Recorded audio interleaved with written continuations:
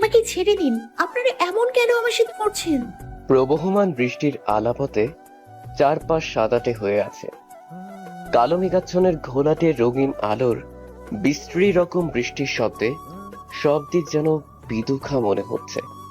নীলায় লাল রঙা রক্তের স্রবণায় নিজেকে বিলীন করে গাড়ি স্টার্ট দেয়। কদাচিৎ স্থানের আবছায়াকে পিছনে ফেলতে যখনই সে চলে আসবে, তখনই শুনতে পায়, আমাকে ছেড়ে দিন। আপনারা কেন? নীলয় থেমে যায়, গাড়ি থেকে নামেও। বৃষ্টির ফোঁটায় চারপাশ তেমন দেখা না গেলেও ঠিকই একটা করুণ আর্তচিৎকার শুনতে পাচ্ছে নীলয়। নীলয় সেদিকে অগ্রসর হয়। মেইন রাস্তা থেকে খানিকটা ভিতরে বড় জঙ্গল। সেগুন আর মেহগনি গাছের গোড়ার সাথে ছোট ঝাউ আর বেড়ি গাছে ভরপুর। কিছুই তেমন দেখা যাচ্ছে না, বারবার থেমে থেমে শুনতে পাচ্ছে ও। আমাকে ছেড়ে দিন, আমাকে বাঁচান। নীলয় দ্রুত যেতে থাকে শব্দের সূচনাতে। একসময় হঠাৎ শব্দটা থেমে যায়। নীলয় ধীর পায়ে সমাপ্তের এখানে চলে আসে, কিন্তু সেখানে কেউ নেই। বৃষ্টিটা হুট করে থেমে যায়। বিদ্যুৎ চমকাতে থাকে। বড় গাছের সবুজ পাতাতে বৃষ্টির ফোঁটা আবহমানের টুপটুপ শব্দগুলো যেন বিরতিহীন হয়ে পড়ছে নিচের দিকে। নীলয় কিছু সময় সেখানে দাঁড়ায়। ফিরে আসার জন্য প্রস্তুত হতেই শুনতে পায়, ওড়না দিয়ে ওর হাত দুটো বেঁধে নে। নীলয় অবাক হয়। কিছুটা পাশেই ঝোপ নড়ার দৃশ্য দেখে বিদ্যুৎ চমকানোর আলোতে নীলয় সেদিকে এগিয়ে যায়। কিছুটা কাছে যে দেখে তিনজন সাদা টুপি পরা, আর একজন গায়ে লাল কাপড় পরে একটা মেয়েকে চারজন ছেলে চেপে ধরে আছে। নীলয় আরো কাছে যায়। যে ছেলেটা লাল শার্ট পরে, কপালে তিলক লাগিয়ে আছে, সে ছেলেটা মেয়েটার মুখ চেপে ধরে আছে। আর বাকি তিনজন সাদা টুপি পরা ছেলেদের মধ্যে একজন পা, একজন পেট, আর একজন ওড়না টেনে হাত বাঁধার চেষ্টা করছে। এখানে কি হচ্ছে? ওরা চমকে যায়। পাশে তাকিয়ে দেখে কালো পোশাক পরা একজন লোক দাঁড়িয়ে আছে। মাথায় লম্বা কালো টুপি, গায়ে কালো লম্বা পোশাক, মুখটা দেখাই যাচ্ছে না তার। চারজন ছেলের মধ্য থেকে একজন বলে ওঠে, কে তুই? এখানে কি করছিস? চুপচাপ চলে যা, না হলে তোকে মেরে ফেলবো। এখানে কি হচ্ছে? শালা তোকে বলতে হবে? শোন, রাকেশ সহ ওর বন্ধুরা যা করে তা কাউকে বলে না, তা কাউকে বলে করে না। সোজা চলে যা, আর না হলে আমাদের সাথে লেগে পড়, মজা পাবি। মেয়েটার দিকে তাকায় নীলয়। অষ্টাদশী সুন্দরীদের মতো মনে হলেও বয়সটা প্রায় নীলয়ের সমানই। মুখে হাত চেপে রাখার কারণে করে শব্দ করে উঠে সে। বৃষ্টির ফোঁটার সাথেও যেন মেয়েটার চোখের পানিগুলো গড়িয়ে পড়ছে নিচে। নীলয় বলে, তোদের মাথায় টুপি, একজনের কপালে তিলক, তোরা এমন কেন করছিস? দেখ ভাই, মাথা গরম করাস না। মেয়েটার উপর নজর ছিল, আজকে সুযোগ পেয়েছি। আর কোথায় লেখা আছে টুপি তুলুক পরে নারী দেহকে ছুতে পারবো না? মুখটা দেখা আর কাজে লেগে পড়। আরে সাব্বির, এত কথা কেন বলছিস? শালাকে মেরে দে। সাব্বির নামের একটা ছেলে বসা থেকে উঠে দাঁড়ায়। সাদা পাঞ্জাবির পেছন থেকে একটি বড় ছুরি বের করেও। নীলয়ের দিকে সরে আসতেই নীলয় জোরে ঘুষি দেয় ছেলেটার গালে। সাব্বির পড়ে যায় মাটিতে। সাথে সাথে তিনজন ছেলে বসা থেকে উঠে দাঁড়ায়। নীলয় পিস্তল বের করে ওদের দিকে তাক করে। রাকেশ বলে, শোন, তুই কে আমরা জানি না, তবে আমাদের মারিস না। আমরা চলে যাচ্ছি, তবে মনে থাকবে তোর কথা। আবার দেখা পাবে। আমরা চিনবো না তোকে, কিন্তু সময় আমাদের দেখা করাবে। আচ্ছা। সাব্বিরকে তুলে ওরা নিয়ে যায়। নিলয় মেয়েটাকে টেনে তুলে। মেয়েটা ভয়ার্ত দৃষ্টিতে বুকে হাত চেপে ধরে দাঁড়িয়ে থাকে। নিলয় ঝোপের উপর থেকে ওড়নাটা নিয়ে মেয়েটার হাতে দেয়। নিজের লজ্জাঙ্গদয় ওড়না দিয়ে ঢেকে নিলয়ের দিকে তাকায়। নাম কি তোমার? জি, নেহা। নিলয় নেহাকে নিয়ে মেইন রাস্তার উপর চলে আসে। গাড়ির কাছে এসে দাঁড়ায়। নেহার দিকে তাকিয়ে নিলয় বলে, কি করো তুমি? এত রাতে ওদের সাথে কিভাবে দেখা হলো? আমার না কোথাও যাওয়ার জায়গা নেই, আমাকে একটু থাকার ব্যবস্থা করে দেবেন? গ্রাম থেকে এসেছি, কয়েক মাস হলো। খালার বাসায় থাকতাম, কিন্তু খালা আমাকে পাচার করার জন্য বিক্রি করে দিয়েছিল। নিলয় পা থেকে মাথা অবধি তাকায় নেহার দিকে। কেমন যেন মায়া মায়া ভাব মুখটার উপর। নিলয় কিছু বলে না, ইশারা করে গাড়িতে উঠতে। নিলয় গাড়ি চালায়। নেহা সিটে হেলান দিয়ে বসে কাচু মাচু হয়ে নিলয় গাড়ি চালাতে চালাতে বলে, তোমার ভয় করছে না আমার সাথে যেতে? না, যে ছেলে অন্যদের থেকে একটা মেয়েকে বাঁচাতে পারে, সে আর যাই হোক আমার কোনো ক্ষতি করবে না। নিলয় অবাক চোখে তাকায়। তাকে এরকম কেউ ভরসা করবে নিলয় ভাবেনি। আর কিছু বলে না, গাড়ি চালাতে থাকে। বিশাল বড় একটি বাড়ির সামনে এসে থামে গাড়িটা। গাড়ি থামতেই তিনজন ছেলে দৌড়ে আসে নিলয়ের গাড়ির সামনে। মাসুম নামের একটা ছেলে গাড়ির দরজা খুলে দেয়। ভাই, আজ এত দেরি কেন হলো আসতে? মিশন কি ফেল? নিলয় কখনো মিশন ঠিক মতো শেষ না করে আসে না। নিলয় নামার সাথে সাথেই নেহা গাড়ি থেকে নামে। সবাই কিছু সময় মেয়েটার দিকে তাকিয়ে থাকে। নেহা নিলয়ের দিকে তাকায়। মুখ থেকে কাপড় সরাতেই এমন একটা মায়াময় চেহারা নেহা দেখবে কখনো আশা করেনি। সে হয়তো ভেবেছিল পিস্তল হাতে ছেলেটা অনেক ভয়ঙ্কর হবে, কিন্তু না, নিলয় দেখতে একদম আলাদা। শ্যাম এসে বলে, ভাই, কে ইনি? নেহা আজ থেকে আমাদের সাথেই থাকবে। কেন? তোমার রোজ কি তাহলে শেষ হয়ে গেল? না, নিলয়ের দেওয়া রোজ কখনো শেষ হবে না। তাহলে তুমি তো বলেছিলে আন্ডারওয়ার্ল্ডে থাকতে হলে নারী থেকে দূরে থাকতে হবে, কারণ নারী হয় ছলনাময়ী। আহ, ও বিপদে পড়েছিল, তাই তাকে নিয়ে এসেছি। সবটা খুলে বলে নিলয়। চা করবে আমাদের জন্য রোজ সকালে। নেহার হাত ধরে বাড়ির মধ্যে প্রবেশ করে নিলয়। ওদের পিছনে মাসুম। সিয়াম আর অর্ক অবাক চোখে চেয়ে আসতে থাকে। অবাক হয় যে নিলয় মেয়েদেরকে সহ্যই করতে পারে না। সে নিলয় একটা অচেনা মেয়ের হাত ধরে নিজেরই দলে টেনে নিয়ে আসছে, থাকতেও দিচ্ছে সবার সাথে। নেহা বাড়িতে প্রবেশ করে। বড়ই বাড়িতে নিলয়, মাসুম, সিয়াম আর অর্ক ছাড়া কেউ থাকে না। শহর থেকে অনেকখানি দূরে বাড়িটা। নেহা সবকিছু অবাক চোখেই দেখছে। তখনই নিলয় বলে, সবাই বাইরে গেলেও তুমি কখনো এ বাড়ির বাইরে যেতে পারবে না, কথাটা মনে রাখবে। হুম। নেহা আবারও সব দিক দেখতে থাকে। চোখ আটকে যায় সোফার উপরে কাপড় চোপড় আর সামনের টেবিলে ড্রিঙ্কসের বোতল দেখে। নিলয় চলে আসতে যাবে, তখনই নিলয় শুনতে পায়, এই যে ছেলেরা, নিলয়ের লোকেরা, এদিকে শুনুন। এসব কি কি নোংরা করে রাখছেন সব? দেখতে তো হিরোদের মতো সবগুলো, কিন্তু এত বাজে জায়গায় থাকেন কি করে? ড্রিঙ্কসের বোতলগুলো যেন এভাবে ছড়িয়ে না থাকে।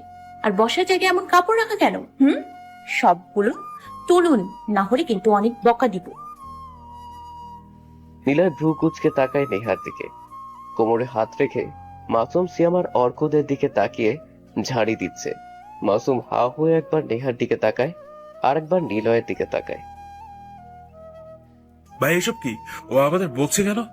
আর এগুলো তো সবসময় এভাবেই থাকে, তুমি কিছু বলো। ওই ছেলে শোনেন, উনি কি বলবেন? ঘর বাড়ি পরিষ্কার দেখতে চাই 2 ঘন্টার ভেতরে। আর আমার সামনে যদি কেউ সিগারেট খেয়েছেন, তাহলে তো খবর আছে, মেরে না হসপিটালে পাঠাবো। এই যে নিলয় সাহেব, আপনাকেও বলছি, আমার সামনে সিগারেট তো দূরে থাক, কোন রকম কেউ ড্রিঙ্কস করবেন না। এই যে লেডি মাফিয়ান, কাকে ধমকাচ্ছেন? চিনেন আমাদের? পুরো শহরে যে গ্যাংয়ের ভয়ে কাঁপে, সেই গ্যাংয়ের আমরা। আমাকে গ্যাংয়ের ভয় দেখাও? কিসের গ্যাং? কথাটা বলেই নেহা সিয়ামের কান টেনে ধরে। সবাই কিছু সময় বোকার মতো তাকিয়ে থাকে নেহার এমন আকস্মিক কাণ্ড দেখে। নীলয় জোরে বলে ওঠে, তোমাকে থাকতে দিয়েছি এখানে, তোমার ঘর দেখিয়ে দেবে দয়া করে, নিজের মতো থাকবে। আমরা কি করি না করি সেসব দরকার নেই তোমার, খালি খাবার রান্না করবে। আচ্ছা সরি, আসলে আমি এরকমই, ছোট থেকে মাকে দেখিনি। বাবা রিক্সা চালতো, অ্যাক্সিডেন্ট করে মারা যায়। পড়াশোনা করার মতো আর তখন পরিস্থিতি থাকেনি। অন্যের বাড়িতে কাজ করেছি, নিজের মতো সব গুছিয়ে নিতাম। কিন্তু যেখানেই যেতাম সেখানেই আমার দিকে সবাই কুদৃষ্টিতে তাকাতো। ভাগ্যের চাকা ঘোরানোর জন্য শহরে আসি। কিন্তু যাই হোক, আপনাদের চোখে এখনো অব্দি সেই কুদৃষ্টি দেখিনি আমি। চেয়েছিলাম আপনার বন্ধুও এদের বড় বোনের মতো শাসন আদর করতে, সেটা আর হলো না যখন। আচ্ছা, আমি চলে যাচ্ছি। ও, চলে তো যেতে পারবো না, আমি হয়তো আপনাদের ঠিকানা পুলিশকে বলে দিতে পারি। আমাকে তাহলে মেরে ফেলুন। সবাই বোকার মতো তাকায়। নিলয় ঠিক কি বলবে ভেবে পাচ্ছে না। মাসুম দৌড়েছে, কাপড়গুলো সোফার উপর থেকে সরিয়ে ফেলে। সিয়াম চেয়ে বোতলগুলো সরায়। অর্ক এসে বলে, সরি, আমাদের মাফ করে দেন। আমরা আসলে কখনো এমন শাসন পাইনি তো, তাই অবাক হয়েছি। আর ভাই আমাদের অনেক ভালোবাসে, একটু কেউ বকা দিলে ভাই তা মেনে নেয় না। ভাই প্লিজ ওনাকে থাকতে বলো, আমরা সব ওনার কথা শুনবো, আমরা সবাই একসাথে থাকবো। ভাই, একসাথে থাকবো। তবে কেউ যেন না জানে আন্ডারওয়ার্ল্ডের কিং গ্যাং এর সাথে একটা মেয়ে থাকে, না হলে সমস্যা হবে, পাইয়া দেওয়ার রুলস নষ্ট হবে। আমরা আপনার মতো করেই চলবো, প্লিজ চলে যাবেন না। কেউ তো আর থাকতে বলছে না।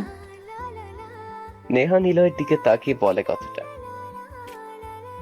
আচ্ছা বাবা, থাকবে সে, কোথাও যাবে না।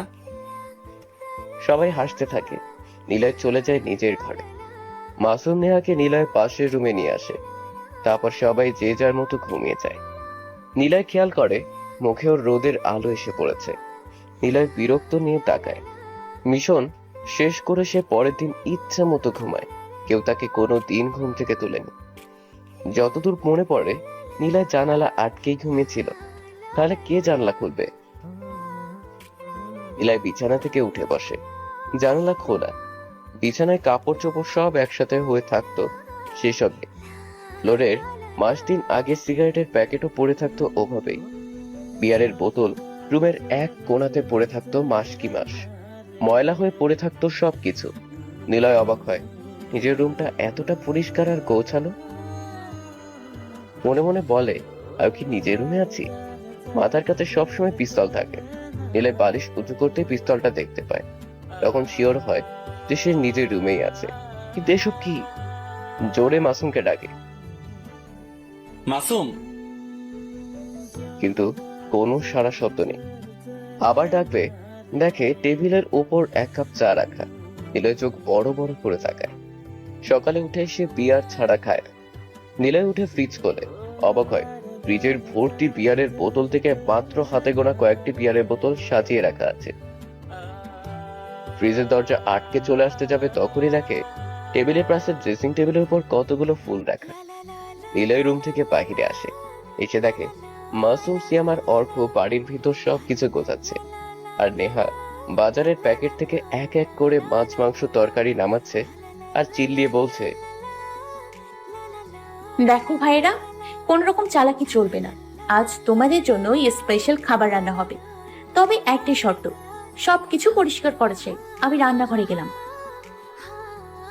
নিলয় হা হয়ে তাকিয়ে থাকে ওদের দিকে। ভাবতেই পারছে না ওরা মাস্তানি করে। বুঝতে বাকি নেই নিলয়ের রুমটা পরিষ্কার নেহাই করেছে। নিলয় ওদের কাছে এসে দাঁড়ায়। মাসুম, এসব কি? কাল রাতে মিশনের কথা নিয়ে সিফাত ভাই আর কি বলেছিল? এখন কথা বলার সময় নেই। ভাবি না মানে নেহা আপু বলেছে সব কাজ করে তারপর কথা বলতে।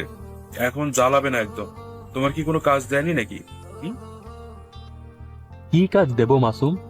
বাপরে, সকালে চা রাখতে যেয়ে দেখিস নাই কতক্ষণ ভাইয়ার দিকে নেহা তাকিয়েছিল। মনে হয় নেহা ভাইয়াকে লাইন মারবে শিওর। ঠিক ঠিক, মজা করে একবার ভাবি দেখেছিলাম, উনি তো কিছুই মনে করেননি। ভাই তুমি তো এবার শেষ, খালি ঝাড়ি খেয়ে খেয়ে জীবন পার করবা তুমি। নিলয় বোকার মতো তাকায়।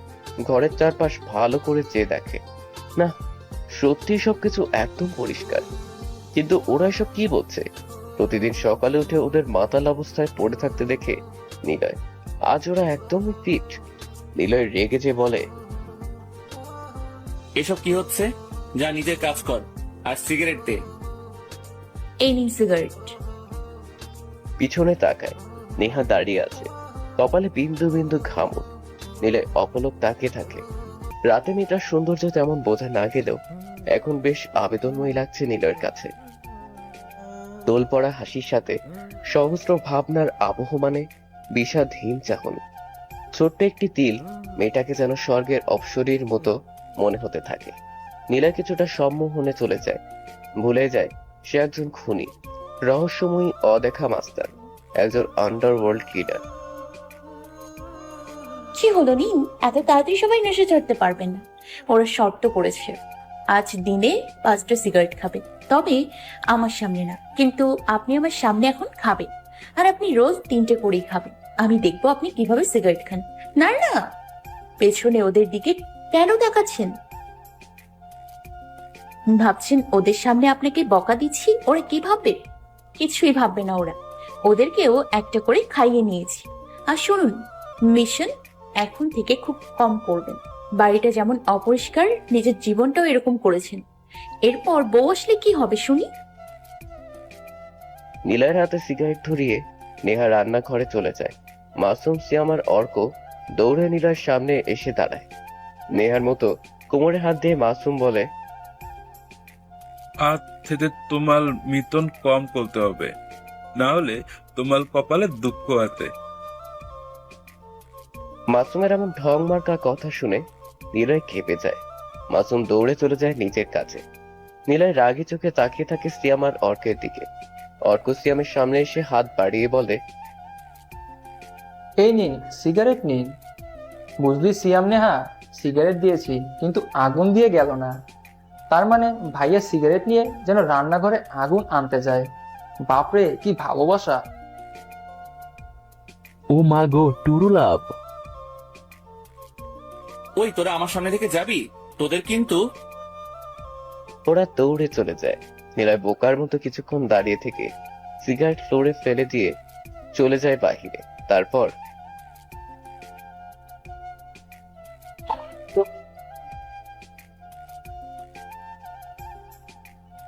বাড়ি থেকে বের হয়ে মেন রাস্তায় এসে দাঁড়ায় নীলয়। একটি গাড়ি এসে থামে ওর সামনে। নীলয় গাড়ির দিকে তাকিয়ে থাকে। কালো কোট পরা জয় নামের একজন ভদ্রলোক এসে দাঁড়ায়। নিলয়, তোমাকে কাল একটা মিশন কমপ্লিট করতে হবে।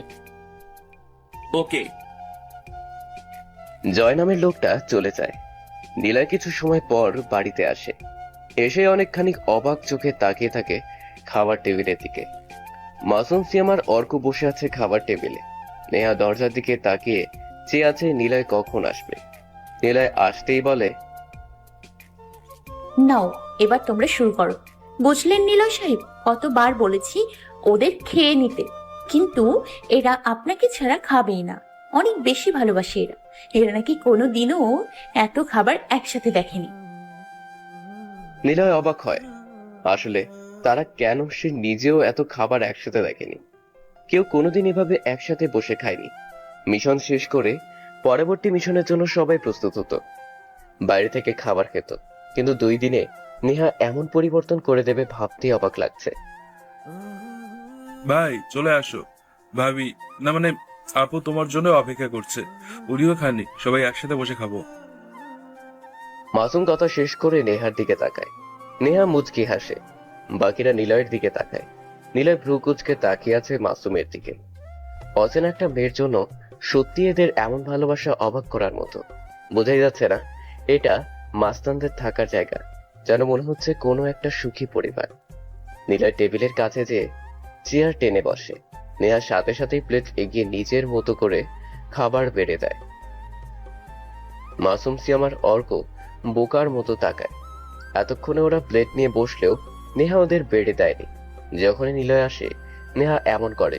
নিলয়কে ভাত বেড়ে দেওয়ার পরে নেহা সবাইকেই বেড়ে দেয়। নিলয়ের সামনে নেহা বসে। সবাই খেতে ব্যস্ত হলেও নেহা নিলয়ের দিকে তাকিয়ে আছে। নিলয় মাঝে মাঝে চোখ তুলে তাকালেও আবার নামিয়ে নিচ্ছে। ইশারায় নিলয় জানতে চায়, কি সমস্যা তোমার? নেহা মুচকি হাসে। সকালে কোথায় গিয়েছিলেন? কেন? আমাকে না বলে কেউ কোথাও যাবে না, এমনকি আপনিও যাবেন না। নিলয় কিছুটা কপাল কুঁচকে তাকায়। মেয়েটা এমন অধিকার কেন ফলাচ্ছে, আর সবাই কেন মেনেও নিচ্ছে? নীরা বলে, আমি কারো কথা শুনি না, নিজের মতো চলি। সেটা আর হবে না এখন থেকে। আমাকে কোথাও গেলে বলে যাবেন। যদি যাওয়ার মতো দরকারি হয় তবে আমি বলার পরই যাবেন। সরি। দেখুন, আপনার জন্য চিন্তা হয়, আপনি বুঝবেন না। নিলয় অবাক হয়। কেন চিন্তা করবে? মাসুমদের দিকে তাকাতে তারাও যেন নেহার মতের সাথে মত দিয়ে এমন একটা ভাব করে আছে বাড়ির সবকিছু নেহার আন্ডারে। ময়লা বাড়িটা আজ যেন চকচকা হয়ে আছে। একটা মেয়ে যেমন বাচ্চা সহ হাজবেন্ড নিয়ে সংসার সামলায়, তেমনি নেহাও এমন করছে। মাসুম সিয়ামার অর্ক যেন 3 ছেলে, আর নিলয় ওর হাজবেন্ড। নিলয় এটা ভাবতেই বড় একটি ঢোক গেলে কিছু অবাঞ্ছিত স্মৃতিগুলো হুট করে আবার ওর মনে এসে নাড়া দেয়। অসহ্য এক অদেখা যন্ত্রণা যখন তাকে হুট করে ঘিরে ধরে। নিলয় আর খাবার টেবিলে বসে না, হাত ধুয়ে কোনো দিক না তাকিয়ে সে চলে আসে। নেহা বোকার মতো তাকায়, ডাকতে যাবে তখনই অর্ক বলে, থাক আপু, ওনাকে যেতে দিন। ওনার মন খারাপ হয়ে গেছে। কেন? আসলে আমরা কোনোদিন দেখিনি উনি কোনো মেয়ের সাথে কথা বলেছে। কেন এমন করে জানি না, তবে আমরা ধরিয়ে নিয়েছি ভাইয়া কোনো মেয়েকে সহ্য করতে পারে না, কিন্তু আপনার অসহায়তার কারণে উনি আপনাকে এখানে এনেছে। আমাদের খেয়াল রাখা এতদিন উনিই করে এসেছে। কি করব আমরা? ক্লাস 9-এ থাকতে আমার মা মারা যায়, বাবা বিয়ে করে আনে সৎ মাকে। ওনার অত্যাচারে বাড়ি থেকে বের হয়ে আসতে হয়, আর বাবা নামক লোকটা কোনোদিন খোঁজ নেননি। পথে পথে ঘুরেছি, টোকাই হয়েছি, খাবার কেনার মতো টাকা থাকতো না বলে ছিনতাই করেছি। কত সাহস দেখিয়েছিলাম। নিলয় ভাইকেই একদিন আমরা 3 জনই ছিনতাই করে যাই। উনি অনেক রাতে একা একা ফিরছিলেন, মাথায় লম্বা টুপি, গায়ে কালো পোশাক। আমরা দৌড়ে ওনার সামনে যাই। ছুরি বের করে কিছু বলার আগে উনি নিজে থেকে অনেকগুলো টাকা আমার হাতে ধরিয়ে দেয়। আমি অবাক হলাম। এই অবধি যতজনকে ছিনতাই করেছি তারা সবাই ভয়ে কাচুমাচু হয়ে সবকিছু দিয়ে দিত, আবার দিত না। ফোনও করেছি 2-1 জনকে রাগের বশে, কিন্তু উনি কোনো কথা বলেননি। সামনে এসে ছুরি বের করতে নিজ পকেট থেকে মানি ব্যাগ বের করে আমার হাতে ধরিয়ে দিয়ে চলে যায়। জানি না কি হয়েছিল। আমি আবারও দৌড়ে সামনে যাই, ছুরিটা ছুঁড়ে ফেলে বলি, ভাই টাকা লাগবে না, আপনাকে একবার দেখতে চাই। কেন? যাকে ছিনতাই করার আগে সব দিয়ে দেয় তিনি আসলে আলাদা ধাঁচের মানুষ। এই নে। অবাক হয়েছিলাম উনি নিজেই পেছনের কোমর থেকে 2টো পিস্তল বের করে আমার 2 হাতে ধরিয়ে দেয়। অবাক ও ভয় দুটিই কাজ করে। পিস্তল থাকা সত্ত্বেও তিনি আমাদের কিছু না বলে ছেড়ে দেয়, অথচ তিনি চাইলেই আমাদের সবাইকে মারতে পারত। সেদিন থেকে ভাইয়ের পেছও ছাড়িনি। আস্তে আস্তে টোকাই ছিনতাই থেকে হয়ে যায় আন্ডারওয়ার্ল্ডের সবচাইতে ভয়ঙ্কর একটা গ্যাং, যে গ্যাংয়ের সামনে কেউ কোনোদিন এসে চোখ তুলে কথা বলেনি। কিন্তু বিশ্বাস করুন, নিলয় ভাইকে কোনোদিন ভালো মানুষদের মারতে দেখিনি। ওনাকে কেউ মিশন দিলে যাকে মারবেন তার ব্যাপারে পুরো খোঁজ নেয়, কেন তাকে মারতে হবে সেসব ব্যাপারে সবকিছু জেনে নেয়। যদি লোকটা খারাপ হয় তবেই তাকে মারেন তিনি। উনি দেশের অনেকের কাছে ভিলেন, খারাপ দোষসুলভ হলেও যারা তাকে চেনে তারা সত্যি ওনাকে ভালোবাসে। মাসুম সিয়ামের কেউ ছিল না ওদের সাথে টোকাইগিরি করতে যে পরিচয়। ওরা ডাস্টবিনের খাবার খেয়ে বড় হয়েছে। কে ওদের মা বাবা তা তারা এখনো জানে না। নিলয় ভাইয়া সবাইকে আপন করে নিয়েছে। দেখুন না, আপনিও আজ আমাদের মতো অসহায়, তবে ঠিকই একটা জায়গার উপরওয়ালা করে দিয়েছে আমাদের আর আপনার জন্য। অর্ক আর খায় না। কথাগুলো বলেই সে টেবিল ছেড়ে উঠে যায়। সবাই এক এক করে চলে যায় টেবিল ছেড়ে। নেহা বসে বসে নিলয়ের কথা ভাবছে। তারপর খাবার গুছিয়ে সেও চলে যায় নিজের ঘরে। না, ছেলেকে যেমন ভাবছি সে আসলেই আলাদা। আচ্ছা, আমি কেন ওর কথা ভাবছি? ভালোবেসে ফেলেছি নাকি? নেহা একা একা অনেক কিছু ভাবতে থাকে। আমাকে বিয়ে করবে? নীলা চমকে ওঠে। রাতের নীলচে আকাশ, চাঁদের আলোতে দেখতে বেশ লাগে। নিলয় ছাদের পাঁচিলের কাছে দাঁড়িয়ে আকাশের দিকে তাকিয়ে চাঁদটাকে দেখছে। তখনই শুনতে পায় কথাটা। নিলয় চমকে ঘুরে তাকায়, দেখে নেহা দাঁড়িয়ে আছে। কিন্তু নেহার এমন বোকার মতো প্রশ্ন শুনে খানিকটা বিস্মিত হয়ে এক দৃষ্টিতে নেহার দিকে তাকিয়ে থাকে ও। কি হলো বলো, আমাকে বিয়ে করবে? খুব ভালোবাসবো তোমায়। আমি জানি একটা মানুষ এমনি এমনি কখনো মস্তান হয় না। তোমার সব কথা শুনবো, যা বলবে তাই করব। তোমার মাথা ব্যথা হলে মাথা টিপে দিব, পা ব্যথা হলেও পা টিপে দিব। তোমার সব কাজ করে দিব। প্রয়োজনে আমি তোমার খুব কাছে থাকতে চাই। আসলে ভয় হচ্ছে যদি তোমাকে হারিয়ে ফেলি। একটা মেয়ে 4 জন ছেলের সাথে একই বাড়িতে থাকছে, কেউ নোংরা দৃষ্টিতে আমার দিকে তাকায়নি এখনো অব্দি। তোমাদের ভেতরে মায়া আছে। আমি চাই না এই ভালো মানুষদের থেকে হারিয়ে যেতে। প্লিজ আমাকে রেখে দাও। আমাকে ভালোবাসতে হবে না, শুধু বউ হয়ে থাকতে চাই। নীলা কিছুই বলে না, কেবল চুপ হয়ে তাকিয়ে আছে। কি বলবে ও খুঁজেই পাচ্ছে না। যে নিজেকে সব সময় মেয়ে থেকে দূরে রেখেছে তাকে কিনা আজ এমন ভাবে চুপ হয়ে দাঁড়িয়ে থাকতে হবে। কিছু বলবে না? আচ্ছা থাক, জোর করে সবকিছু হয় না। তুমি না চাইলে কখনো কিছু হবে না। তবে বলছি, ভালোবাসা লাগবে না, অবহেলা আর একটু কাছে থাকতে দিলেই হবে। ভাই, রাজি হয়ে যাও। আমরা নেহা ভাবিকে ভাবি হিসেবে দেখতে চাই। ভাইয়া, উনি না থাকলে হয়তো জীবনের আসল মানে বুঝতাম না। প্লিজ এমন করো না। যা হয়েছে সেসব না হয় অজানাতে থাক। তুমি এখন রাজি হও। তোরা বলে তো নিজেকে মারতেও পারি। আচ্ছা যা, রাজি। দেখ মাসুম আর সিয়াম, ও মা গো, টুরুলা তোন, তোরা কিন্তু এতনতেতে আর বাত্তানি করতে পারবি না। ভাবিল তপ কথা শুনতেই হইব, তাই তো বাইয়া। অর্ক দৌড়ে চলে যায়। নীলয় গম্ভীর থেকে হুট করেই হেসে ফেলে। সবাই একসাথে হাসতে থাকে। তারপর মাসুমেরা চলে যায় বিয়ের সব ব্যবস্থা করতে। নীলয় বাহিরে চলে আসে। বাড়ির পেছনে ফুল গাছের নিচে বসে থাকে একা। বেশ কিছু সময় পর অর্ক এসে ডাকে। নীলয় চলে আসে ভিতরে। কয়েকজন পরিচিত লোক আর কাজীকে দেখতে পায় ও। বাড়ির ভিতরটা এত তাড়াতাড়ি সাজানো হবে নীলয় ভাবেনি। কিন্তু নেহাকে কোথাও দেখতে পাচ্ছে না। কিছু সময় পর মাসুমের সাথে দেখা নেহা আসছে। নেহার গায়ে লাল বেনারসি শাড়ি। এত তাড়াতাড়ি সবকিছু এরা ম্যানেজ করবে, নীলয় তা দেখে অবাক হয়। নেহাকে বেশ সুন্দরভাবে সাজানো হয়েছে। মেয়েটা এমনিতেই সুন্দর, তারপর এমন ভাবে তাকে সাজানো হয়েছে যেন ওর প্রেমে পড়তে বাধ্য। নীলয় কিছু সময় অপলক হয়ে তাকিয়ে থাকে। মাসুম নেহাকে নিয়ে নীলয়ের পাশে এসে বসিয়ে দেয়। নীলয় কেমন যেন চুপসে যায়। সুন্দরী মেয়েদের পাশে এভাবে বসতে কেমন যেন অস্বস্তি লাগছে ওর। সবাই সামনে যেয়ে দাঁড়ায়। কাজী সাহেব বিয়ে পড়ানোর জন্য প্রস্তুত হয়। নীলয়কে যখন কবুল বলতে বলে তখন নীলয় একটা বড় নিঃশ্বাস নিয়ে সবার দিকে তাকায়। সবাই নীলয়কে উৎসাহ দিয়ে কবুল বলতে বলে। নীলয় নেহার দিকে তাকায়, মনে মনে বলে, না, মেয়েটা আসলেই ভালো, তাকে বিশ্বাস ও ভালোবাসা যায়। নীলয় কবুল বলার আগেই নেহার হাত ধরে। নেহা ওর দিকে আরো একটু সরে এসে বসে। নীলয় বলে ওঠে, নেহা, জানি না তোমার মাঝে ঠিক কি রয়েছে, তবে তোমার মধ্যে আমি এক ধরনের মায়া, বিশ্বাস আর ভালোবাসা খুঁজে পেয়েছি। আমার অনিশ্চিত জীবনে যে কোনো সময় পুলিশের এনকাউন্টার কিংবা শত্রুর বুলেটের আঘাতে লাশ হয়ে রাস্তায় পড়ে থাকতে পারি।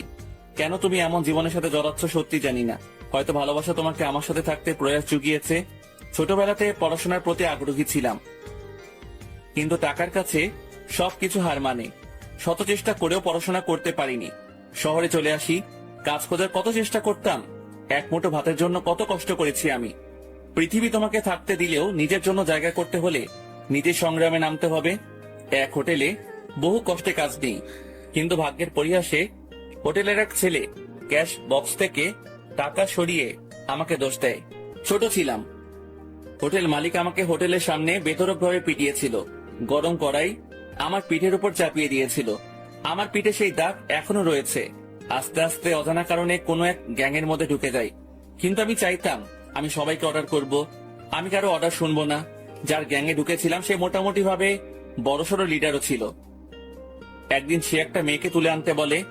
আমি রাজি হইনি। আমাকে এসে সে গালে চড় মারে। নিজের রাগটা আর কন্ট্রোল করতে পারিনি। ওরই পিস্তল দিয়ে যতগুলো বুলেট ছিল সবগুলো ওর পেটে ঢুকিয়ে দিয়েছিলাম। তারপর থেকে খুব তাড়াতাড়ি হয়ে যায় the powerful underworld king Niloy the villain. অনেক পুলিশ আমাকে বহুবার ধরার চেষ্টা করে, অনেকেই মারার চেষ্টা করে আমাকে। নিজেই ভাবতাম কখনো কোনো নারীর সাথে জড়াবো না, কারণ নারীরা হয় ছলনাময়ী, তারা মায়াবী হলেও ছলনা করতে একটু বুক কাঁপে না। কিন্তু কি করব, ভাগ্যে হয়তো তোমার সাথে বাকি জীবনটা কাটানোর পরিহাসে নিজেকে আটকে নিতে হয়েছে। জানি না তুমি আমাকে সত্যি ভালোবাসো কিনা, কিন্তু তোমাকে অনেক ভালোবাসবো। আমাকে কখনো ঠকাবে না। নিলয় কথাগুলো শেষ করে কবুল বলে, নেহাও কবুল বলে। দুজনের বিয়ে হয়ে যায়। আজ ওদের বাসর রাত। বাসরঘরটা বেশ ফুল দিয়ে সাজানো হয়েছে। রাত প্রায় 2টা বাজে। নেহা বিছানায় বসে আছে নিলয়ের জন্য। নিলয় দরজা ঠেলে ভিতরে প্রবেশ করে, দেখে নেহা ঘুমটা টেনে বসে আছে। নিলয় নেহার কাছে এসে দাঁড়ায়। নেহা বসা থেকে উঠে আসে নিলয়ের কাছে। নিলয় হয়তো ভেবেছিল নেহা তাকে সালাম করবে, কিন্তু অবাক করা বিষয় হলো নেহাও সামনে এসে মাথা থেকে ঘোমটা সরায়। আস্তে আস্তে গা থেকে শাড়ি খুলে ফেলে নেহা। নিলয় অবাক চোখে তাকিয়ে থাকে। কালো রঙের টি শার্ট আর জিন্স পরে নেহাও সামনে দাঁড়িয়ে আছে।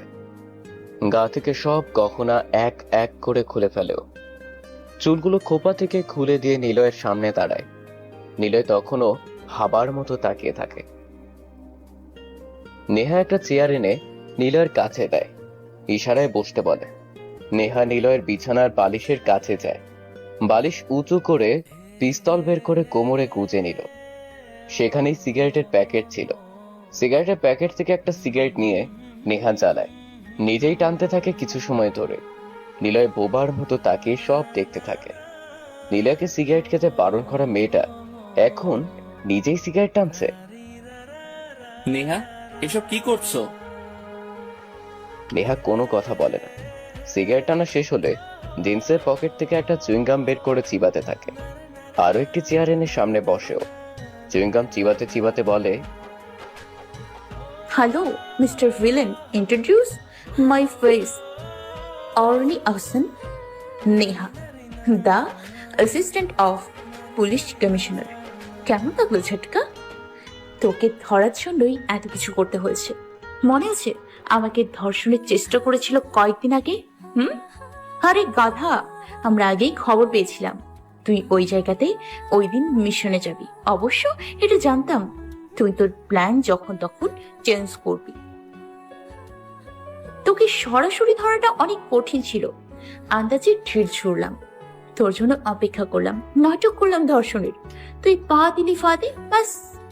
বাকিটা আমার মতো করেই সবকিছু করেছি। এ বাড়ি থেকে সব অস্ত্র সরানো শেষ, এমনকি তোর কাছেও কোনো গোপন অস্ত্র নেই। আসল কথা হলো, মনে আছে 5 বছর আগে তুই একজনকে আহত করেছিলি? রাহাতের নাম মনে পড়ে? নিলয় ঠিক কি করবে বুঝতে পারছে না। রাহাতের নামটা শুনে রাগটা আরো তীব্র হয়। শালা পুলিশও রোজ রাতে পেশাব পল্লীতে যে নিজেকে বিলীন করত, আর রোজ একটা করে কল গার্লকে বিক্রি করত। নিলয় এটা জানতে পারে, তাই সবার সামনে ওকে পিটিয়েছিল। কিন্তু নেহার সাথে রাহাতের কি সম্পর্ক? রাহাত আমার ভাই, তোর জন্য সে এখনো দাঁড়াতে পারে না, বিছানায় পড়ে আছে।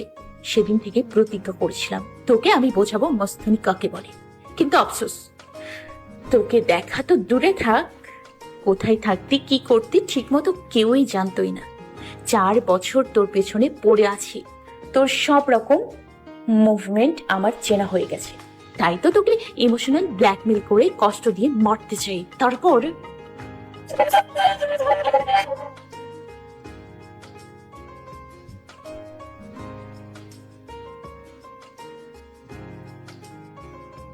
নিলয় অবাক চোখে তাকিয়ে আছে নেহার দিকে। নেহা এমনটা করবে নিলয় কখনো ভাবতেই পারেনি। চোখ বেয়ে পানি আসতে যেও যেন রাগের তীব্রতায় তা থেমে যাচ্ছে। মুখের রং পাল্টে লালচে রং ধারণ করছে। নেহা উচ্চ স্বরে হেসে ওঠে। বদ্ধ ঘরে নেহার এই হাসিটা প্রতিধ্বনি হতে থাকে কয়েকবার। অসহ্য এক যন্ত্রণা হয় নিলয়ের মাঝে। নিলয় কেবল সামনে বসা এই বহুরূপী মেয়েটার দিকে তাকিয়ে থাকে। নেহা হাসি থামিয়ে বলে, তোর হাতে হ্যান্ডকাপ পরাতে পারি এক্ষুনি, কিন্তু করবো না, কারণ আমি ইমোশনাল আর কষ্টে মারতে ভালোবাসি। তোর মতো মস্তান আমাকে মারতে পারবে না এখন, কারণ তোর মন জর্জরিত ভালোবাসার আঘাতে। তুই কি আমার আঘাত করবি? আমার ভাই বিছানা সজ্জায় কি হয়েছিল, কেন তাকে মেরেছিলে, আমার তা জানার কোনো দরকার নেই। সে আমার ভাই, আমার এত দূরে আসার পেছনে তারই অবদান। তোকে আমি একেবারে মারবো না, কষ্ট দিয়ে মারবো। নেহা থেমে যায়। ওর হাসির সুখানুভূতিটা নিলয়ের কাছে বিষাদেও লাগে। সত্যি নিলয়ের হাত খোলা আছে, চেয়ারে বসে আছে, একটু নড়তে পারছে না। সবকিছু যেন অবশ হয়ে গেছে ওর। ফুলের ঘ্রাণে চারপাশ ভরে গেলেও তিক্ততা যেন মনের গভীরে বাসা বেঁধেছে। নেহা আবার বলে, কেমন লাগছে আমার নতুন রূপ? তোকে ভালোবাসিনি আমি, সবটাই নাটক ছিল। তোদের মনটা জয় করার একটা বিরাট প্ল্যান ছিল। এখন সবকিছু ঠিকঠাক। চল থানাতে। কাউকে ডেকেও লাভ নেই। মাসুম, সিয়াম আর অর্ক অনেক আগেই আমাদের অফিসারদের হাতে বন্দী হয়ে গেছে। বিশ্বাস হচ্ছে না? ওয়েট, রাকেশ।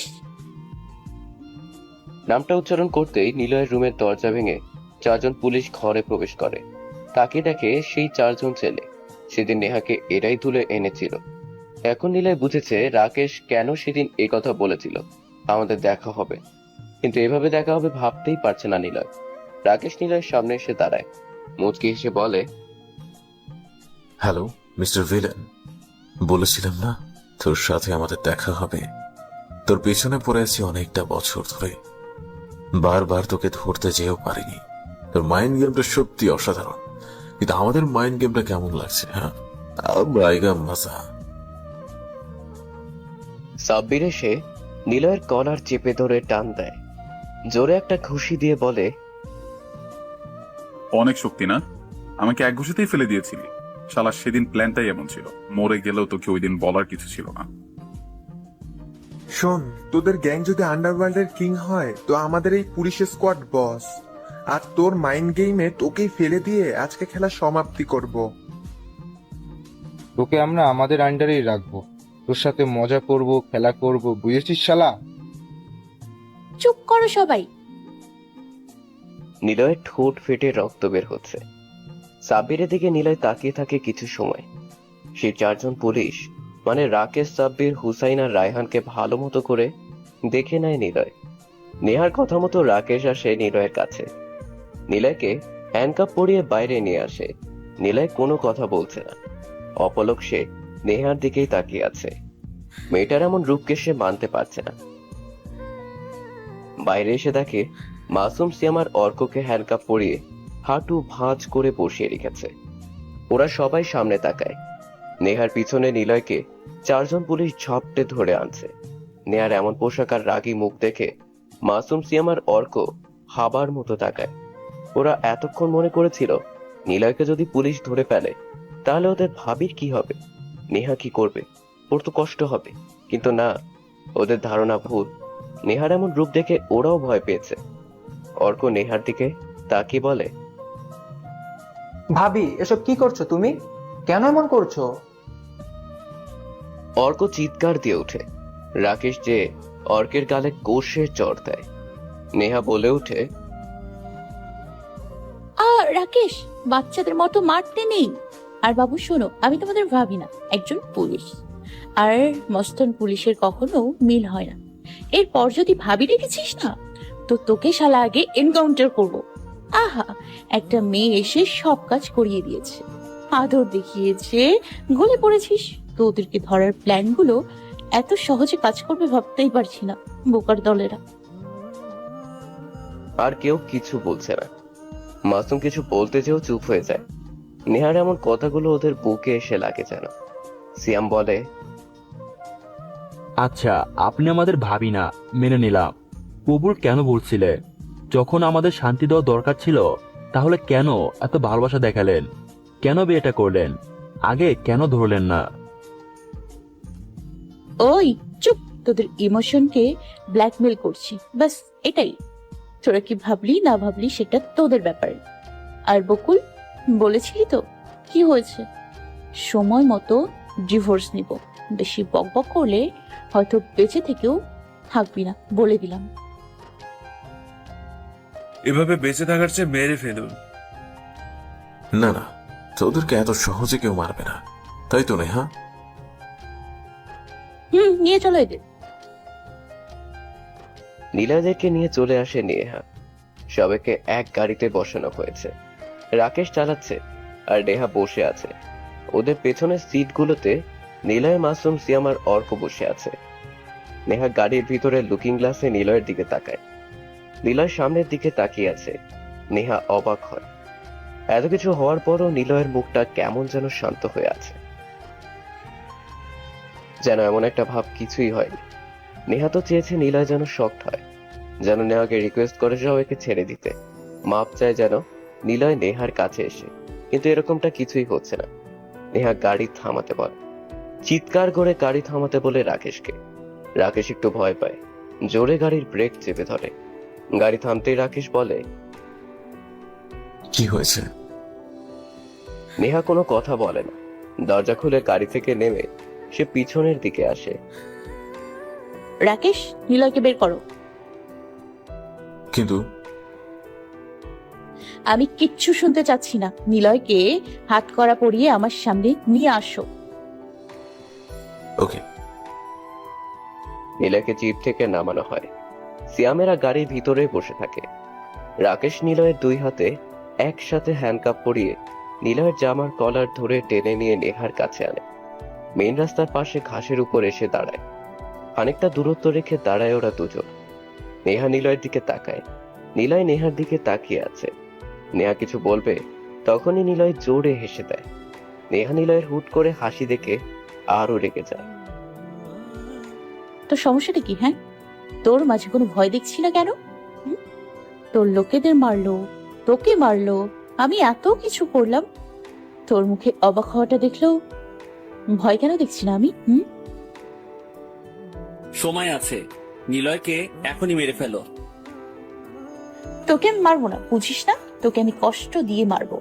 তোকে আমি আমার পাশেই রাখবো। তোর গাদরবাস হলেও আমি আমার থানাতে এনে রাখবো, যেন রোজ তুই আমাকে দেখিস। আমার চেহারাটা তুই যত দেখবি তত আমার কথা তোর মনে পড়বে।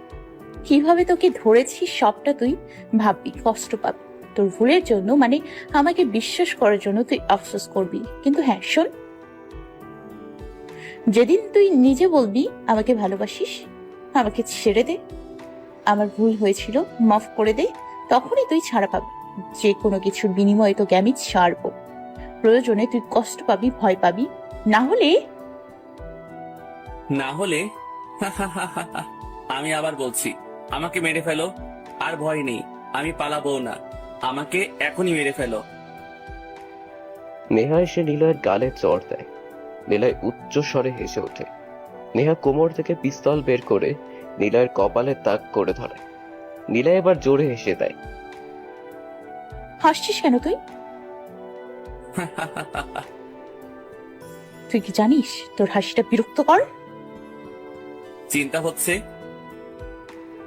চিন্তা হচ্ছে? তাহলে এখনই বল আমার রাহাতকে মারা ভুল হয়েছে। তাহলে আমাকে মাফ করে দিতে বল, এক্ষুনি তোকে যেতে দিব। চিন্তা তোমার জন্য হচ্ছে। আমার সাথে থাকলে আমাকে ভালোবেসে ফেলবে তুমি। যদিও এখনো কিছুটা ভালোবাসো, কিন্তু এরপর পুরোপুরি ভালোবাসবে তুমি। আর সেদিন কিন্তু নিলয় তোমাকে দ্বিতীয় সুযোগ দেবে না। নেহা অবাক চোখে তাকায় নিলয়ের দিকে। কপাল থেকে পিস্তলটা সরিয়ে বোকার মতো তাকায় নেহা। রাগী মুখটা হঠাৎ করেই যেন পাল্টে যেতে থাকে গম্ভীরতায়। নেহা জোরে হেসে দেয়। তোকে ভালোবাসবে এই নেহা? কখনোই না। তোকে মারার প্ল্যান ছিল, কিন্তু সেটা হবে না। আমিও দেখছি কে কার প্রেমে পড়ে। মনে রাখিস, নেহা কখনো তোর মতো ছেলেকে চাইবে না। সময় আছে, আমার কাছে ক্ষমা চেয়ে নে। সময় আছে, আমাকে এখনই মেরে ফেলে দাও। পরের বার যখন নিলয় আসবে তোমার সামনে, তখন কিন্তু সুযোগ থাকবে না আমাকে মারার। তোকে আমি। নেহা আরো একটি চড় বসিয়ে দেয় নিলয়ের কাঁধে। নেহা চড় দিয়ে হন হন করে হেঁটে চলে যায়। নিলয় জোরে শব্দ করে হাসতে থাকে। নেহা রাগের চোটে কোমর থেকে পিস্তল নিয়ে আকাশের দিকে গুলি ছুঁড়ে মারে। সাপির এসে নিলয়কে ধরে নিয়ে আবারও গাড়ির কাছে যায়। সেম ভাবে বসে ওরা সবাই। এবার নিলয় অন্যদিকে নয়, নেহার দিকেই তাকিয়ে আছে। নেহা ব্যাগ আয়নাতে বারবার তাকিয়ে দেখছে নিলয় কোন দিকে তাকিয়ে আছে। যখনই দেখছে নিলয় নেহার দিকে এক দৃষ্টিতে তাকিয়ে আছে, তখনই নেহা বিরক্ত নিয়ে বাইরে তাকাচ্ছে। শেষে আর নিজেকে ধরে রাখতে না পেরে পিস্তল দিয়ে আয়নাতে গুলি করে আয়না ভেঙে দেয়। নিলয় আবারও হাসে। সবাই অবাক হচ্ছে এমন কাণ্ড দেখে। তারপর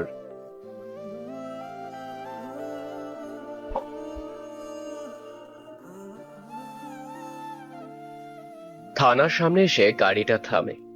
নেহা গাড়ি থেকে নেমেই থানার মধ্যে চলে যেতে যাবে, তখনই নিলয় ওকে ডাক দেয়। নেহা দাঁড়িয়ে পড়ে। নেহা রাকেশকে বলে, ওদের সবাইকে নামিয়ে আনো। রাকেশ নেহার কথা মতো নিলয়ের গাড়ি থেকে নামায়। নিলয় নেহার সামনে এসে দাঁড়ায়। নেহার রাগি চোখে তাকিয়ে আছে নিলয়ের দিকে। নিলয় মুচকি হাসে, দুই হাতে একসাথে করে হ্যান্ডকাপ লাগানো। নিলয় নেহার খুব কাছে যে হাত উঁচিয়ে নেহাকে হাত করার ভিতরে নিয়ে জড়িয়ে ধরে। সাথে সাথেই থানা থেকে অনেকগুলো পুলিশ এসে সামনে দাঁড়ায়। সবাই অবাক চোখে তাকিয়ে আছে, কিন্তু কোনো পুলিশ নিলয়ের কাছে যেতে সাহস পাচ্ছে না। এসব কি হচ্ছে? আমাকে ছাড়। তোর সাহস কি করে হয় আমাকে জড়িয়ে ধরার? নিলয়ের সাহস অনেক বেশি, তার থেকে বেশি ওর জেদ। আবার বলছি, নিলয়কে এখনই মেরে ফেলো, পরে কিন্তু সুযোগ পাবে না। তোকে তো আমি মারবই, তবে কষ্ট দিয়ে দিয়ে। আমার ভাই যেমন প্রতিনিয়ত কষ্ট পাচ্ছে, ঠিক ওরকমই কষ্ট দেব তোকে। তবে হ্যাঁ, তোকে শারীরিক কষ্ট নয়, মানসিক কষ্ট দিব। তোর মনটাকে আমি ভেঙে চুরমার করে দিব। নেহাকে তুই চিনিস না। আচ্ছা, আমি না হয় নেহাকে চিনে নেব, কিন্তু পারলে তুমি এই নিলয়কে চিনে নিও। কথাটা বলে নিলয় জোরে টান দেয় নেহাকে। হাত করার বাঁধনে নেহা বেশি দূরত্ব নিয়ে দাঁড়াতে পারে। একটু টান দিতে হ্যাচকা টানে নেহা নিলয়ের একদম কাছে চলে আসে। নিলয় আর দেরি করে না। বিয়ের সাথে তখনও নেহার ঠোঁটে লাল লিপস্টিক লেগেছিল। হাত করা লাগানো, দুই হাত নিলয় একদম কাছে নিয়ে নেয়। নেহা আরো কাছে চলে আসে। নিলয়ের বুকের সাথে একদম লেপটে যায় নেহা। না পারছে নিচু হয়ে নিলয়ের বাহুডোরের বাঁধন থেকে বের হতে, আর না পারছে চিৎকারও দিতে। জোরে টান দেওয়াতে নেহার চুলগুলোর অনেকখানি নেহার মুখের উপর এসে পড়ে। নিলয় জোরে একটি নিঃশ্বাস নেয়। এক নিঃশ্বাসে নেহার চুলের ঘ্রাণ নেয়। নিলয় জোরে হেসে দিয়ে ফু দিয়ে চুলগুলো মুখ থেকে সরিয়ে দেয়। কাঁধের কাছে মুখ নিয়ে আবার একটি নিঃশ্বাস নেয়। সবাই নিলয়ের এমন পাগলাটে আচরণ দেখে বোকার মতো তাকিয়ে আছে। নিলয় মাথা তুলে ওর দিকে আরো এগিয়ে নিতে থাকে মাথাটা। নেহার বুঝতে বাকি নেই নিলয় এখন কি করবে। নিজেকে ছাড়ানোর জন্য মোচড়ানোর চেষ্টা করছে নেহা, কিন্তু নিলয় আরো হাত দুটো এক জায়গাতে করে নেয়। নিলয় আর থামে না। সবার সামনে নেহার লাল রঙা মিষ্টি গচ্ছির ঠোঁটডয় নিজের ঠোঁটের সাথে কামড়ে নেয়। প্রায় 1 মিনিট নেহার ঠোঁটকে নিজের মুখের মধ্যে নিয়ে যেন ভালোবাসার যুদ্ধ বর্ষণ করতে থাকে। নিলয় ছেড়ে দেয়, হাত দুটো প্রসারিত করে। জড়িয়ে ধরার আবহমান বাঁধন থেকে নেহাকে ছেড়ে দেয়। নেহা কিছুটা সরে এসে চুপচাপ দাঁড়িয়ে থাকে। নিলয় এক পা পিছনে সরে এসে হাত উঁচু করে নেহাকে ছাড়িয়ে নিয়ে দাঁড়িয়ে থাকে। নেহা মাথা নিচু করে চুপ হয়ে থাকে। নেহা অনুভব করে ওর উপরের ঠোঁটের কিছুটা অংশ হালকা কেটে গিয়েছে, যা নিলয় একটু আগে ভালোবাসার কামড় বসিয়েছে সেটার কারণেই এমন কেটে গেছে। নিলয় একটু শব্দ করে হাসে। নেহা নিলয়ের দিকে তাকায়। নিলয়ের মুখে শয়তানি হাসি। সবাই বোকার মতো অবাক হয়েই তাকিয়ে আছে ওদের দিকে। নিলয় বলে, এরকম মিষ্টি খাবার পেলে আমি তোমার সাথে এক থানাতে থাকতে রাজি। তোমার বিষাক্ত রূপ যতটা না ভয়ঙ্কর, তার থেকেও তোমার ঠোঁট দুটো কিন্তু খারাপ না, বেশ মিষ্টি আছে। তুই কাজটা ঠিক করলি না। নিলয় যা করে তা ভেবেই করে, করার পর নিলয় কখনো সেটা নিয়ে ভাবে না। আজ আমাদের বাসর রাত, এটা তো হওয়ারই ছিল, শুধু একটু আলাদা ভাবেই হচ্ছে আমাদের বাসর রাত। সবাই রুমে লাইট অফ করে উদযাপন করে ভালোবাসার শুভরাত্রি। আর এই মাস্তান নিলয় ও পুলিশ নেহা ভালোবাসার রাত উদযাপন করছে রাস্তায় দাঁড়িয়ে সবার সামনে। এটা না হয় তোলা থাক, স্মৃতির পাতায় মাস্তানির বাসর রাত। শুধু তোকে মেরে ফেলবো না বলে কিছুই বলছি না, না হলে তোকে প্রথম দিনই মেরে ফেলতাম। সাব্বির আর রাকেশ এসে নিলয়ের জামা টেনে ধরে কথাটা বলে। নিলয় ঘাড় কাত করে চোখ দুটো ছোট করে মুচকি হেসে তাকিয়ে বলে, এই কারণেই তো মাইন্ড গেম খেলতে মজা। ভুল করছিস, মেরে ফেল, না হলে তাহলে কি? শালা তোকে। শোন, শিয়াল কেবল দূর থেকে লাভ ঝোপ দেখায়, কাছে আসে না। আর শের কখনো দূরে বসে হুমকি দেয় না, কাছে এসে তাড়িয়ে ধরে শিকার করে। আর তোদের মতো শেয়ালেরা সেই শিকার থেকে এটো খাবার খায়। তোকে আমি কথাটা বলেই হুসাইন আর রাকেশ নিলয়ের গালে 2টা ঘুষি মারে। মাসুমেরা কাছে আসার চেষ্টা করতেই নিলয় থামিয়ে দেয়। নেহা কিছুই বলে না, হন হন করে ভিতরে চলে যায়।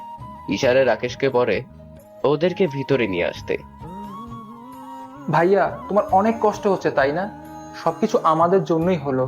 আমরা যদি অচেনা কাউকে এভাবে আপন না করতাম, তোমাকে বিয়ের কথা না বলতাম, তাহলে হয়তো আজ এত কিছু হতো না। আমাদের মাফ করে দাও, সবকিছু আমাদের জন্যই হয়েছে। নিলয় কখনো মাফ করে না, কিন্তু তোরা তো কিছুই করিস নাই। এই সব কিছু তোদের ভাবা লাগবে না, চিন্তা করিস না, ও এমনিতে ছেড়ে দেবে। নেহা থানার মধ্যে টেবিলের উপর পায়ের উপর পা তুলে বসে আছে, মুখে সিগারেট। ভিতর থেকে একজন অফিসার এসে দাঁড়ায়। নেহা রাকেশকে ইশারা করে নিলয়ের হাত কড়া খুলে দিতে।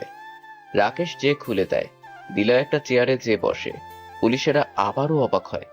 এ অবধি যত অপরাধী এরা দেখেছে, সবাই ভয়ে কাচুমাচু হয়ে এতক্ষণে কান্নাকাটি করে ভাসিয়েছে। অথচ নিলয়ের মুখে হাসি নিয়ে বড় অফিসারের সামনে চেয়ার টেনে বসলো। স্যার, এদের সবাইকে আমি আমার আন্ডারে আমার সাথেই রাখতে চাই। মানে এখানেই থাকবে, কোনো রকম চালান করা হবে না।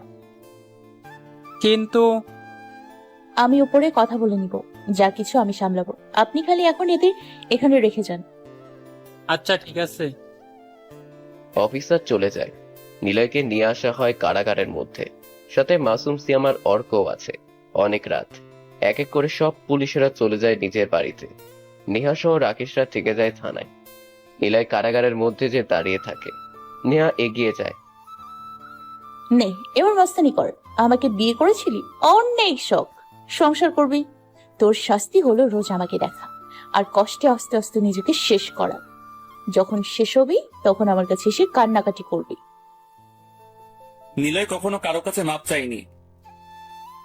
কিন্তু শোন, নেহা তোকে মাপ চাইয়েই ছাড়বে।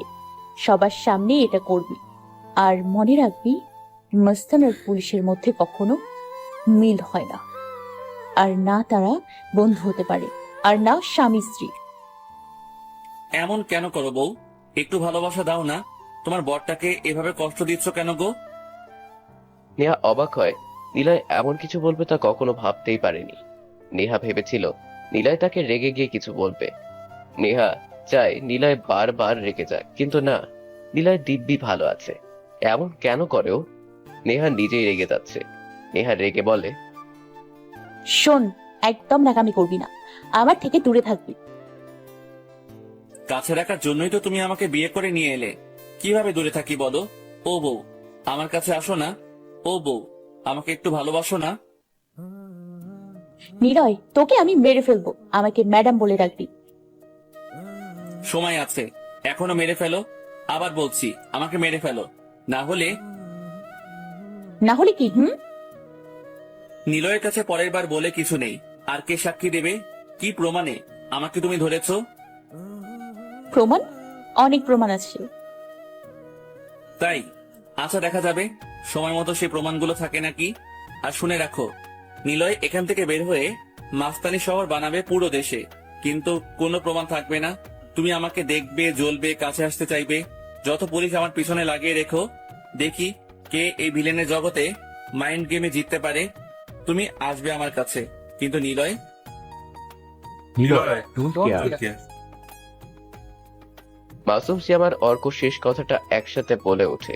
নেহা কারাগারে জোরে একটা লাথি দেয়। নিলয় শব্দ করে হাসে। আবারও নেহা পিস্তল বের করে নিলয়কে গুলি করতে যায়, কিন্তু আবার নামিয়ে নেয়ও। নেহা শান্ত হয়। পিস্তলটা আবারও নিলয়ের দিকে করে শান্ত ভঙ্গিতে বলে, এদিকে সরে আয়। নিলয় এগিয়ে আসে। নেহা কাছে যায়, একদম কাছে। নিলয় হাত বাড়িয়ে কালো লোহার শিক ধরে দাঁড়ায়। নেহা বাম হাতটা নিলয়ের হাতের সাথে সোজা করে মিলিয়ে আস্তে গলায় বলে, যে ঠোঁটে তুই আজ তোর ঠোঁট রেখেছিস, এই ঠোঁটের বিষে তুই নিজেই বিষাক্ত হয়ে যাবি একদিন। আমার পিস্তলের গুলিতে তুই মরবি। অপেক্ষায় থাক তুই। নিলয় মুচকি হাসলো। নেহার হাতের থেকে হাত ছাড়িয়ে ফাঁকা জায়গা দিয়ে 2 আঙ্গুল কিঞ্চিত বের করে নেহার নাক আলতো করে টেনে দিয়ে বলে, নিলয় মরতে চাই। নিলয় না হয় তোমার হাতেই মরবে, কিন্তু আমিও দেখবো তোমার ওই মাতাল করা ঠোঁটের বিষ নাকি মিষ্টির ফোয়ারাতে মৃত্যু হবে নাকি গোসল। আমি অপেক্ষাতে থাকবো। আপাতত নিজেকে নিয়ে চিন্তা করো। আমি আমার চিন্তা করতে ভালোবাসি। কত বোকা তুই! অবাক হচ্ছি এত কিছুর পরেও তোর সাহস দেখে। সত্যি অবাক হচ্ছি। ভালো লাগে তোর অ্যাটিটিউড। তবে নেহাকে তুই চিনিসই না। হোক না হয় একটু প্রেমের mind game. I am waiting for your lovely mind game. Neha মুচকি হাসে। নিলয় সরে এসে দেয়ালে পিঠ লাগিয়ে বসে পড়ে। নেহার কোনো দিক না তাকিয়েই হন হন করে চলে যাচ্ছে থানা থেকে। নেহার চলে যাওয়ার দিকে তাকিয়ে থাকে নিলয়। নারী তুমি মায়াবী, নারী তুমি ছলনাময়ী। তোমার সৌন্দর্যে সবাই পাগল। তুমি খেলো ভালোবাসা আর বিশ্বাসের খেলা। বিষাক্ত হয়ে পুরুষ জাতিকে দাও ছোবল। নিলয় নেহার চলে যাওয়ার দিকে তাকিয়ে মনে মনে কথাগুলো বলে। নেহাকে সে বিশ্বাস করতে শুরু করেছিল। নেহাকে সে ভালোবাসতে চেয়েছিল অন্ধকার জীবনটাকে সমাপ্তি দিয়ে নেহার ভালোবাসায় রঙিন জীবনের সূচনা করতে। চেয়েছিল দুজন কোথাও হারিয়ে যে একসাথে থাকবে। কিন্তু মানুষ সবসময় ভুল মানুষকে ভালোবেসে ফেলে। নারীরা আকর্ষণীয় হয়। সে চতুরতায় সব পুরুষদেরকে ওরা নিঃস্ব করতে পারে, কাছে টেনে কষ্ট দিতে পারে। কেন এমনটা করলো? দিলাই মুখে হাসি রাখলেও একটা উদাসীনতা, একটা ক্ষোভ, একটা আকৃষ্টতা রয়ে গেছে। নেহার হাসি মাখা মায়াবী মুখটা ওর বারবার মনে পড়ছে। তখনই মনে পড়ছে ওর ছলনার চরিত্রটাকে। জোরে একটা শ্বাস নেয়। দেয়ালের সাথে মাথা ঠেকিয়ে সে হলদে আলোর মিটমিট করে চলে থাকা বাল্বের দিকে তাকিয়ে থাকে। আবারও মনে মনে বলে, নেহা, এমনটা না করলেই পারতে। নিলয়কে না চিনেই এমন কেন করলে? আচ্ছা, আমিও দেখি তুমি কতটা খেলতে পারো আমাকে নিয়ে। ভাইয়া, নিলয় এখন আমার কাছে বন্দী। নেহা বাড়িতে চলে আসে। রাহাতকে ঘুম থেকে ডেকে তুলে কথাটা বলে। রাহাতের চোখ মুখ যেন খুশির এক ঝিলিক দিয়ে ওঠে। ডান পায়ে সে একদমই শক্তি পায় না। কোন রকমের শোয়া থেকে উঠে নেহা মাথায় হাত রেখে বলে, আমার কাজটা তুই করে দিলি। ওর লাশটা কোথায়? ওকে এখনো মারিনি আমি। কেন? ওকে তুই চিনিস না রে? ওকে মেরে ফেল, না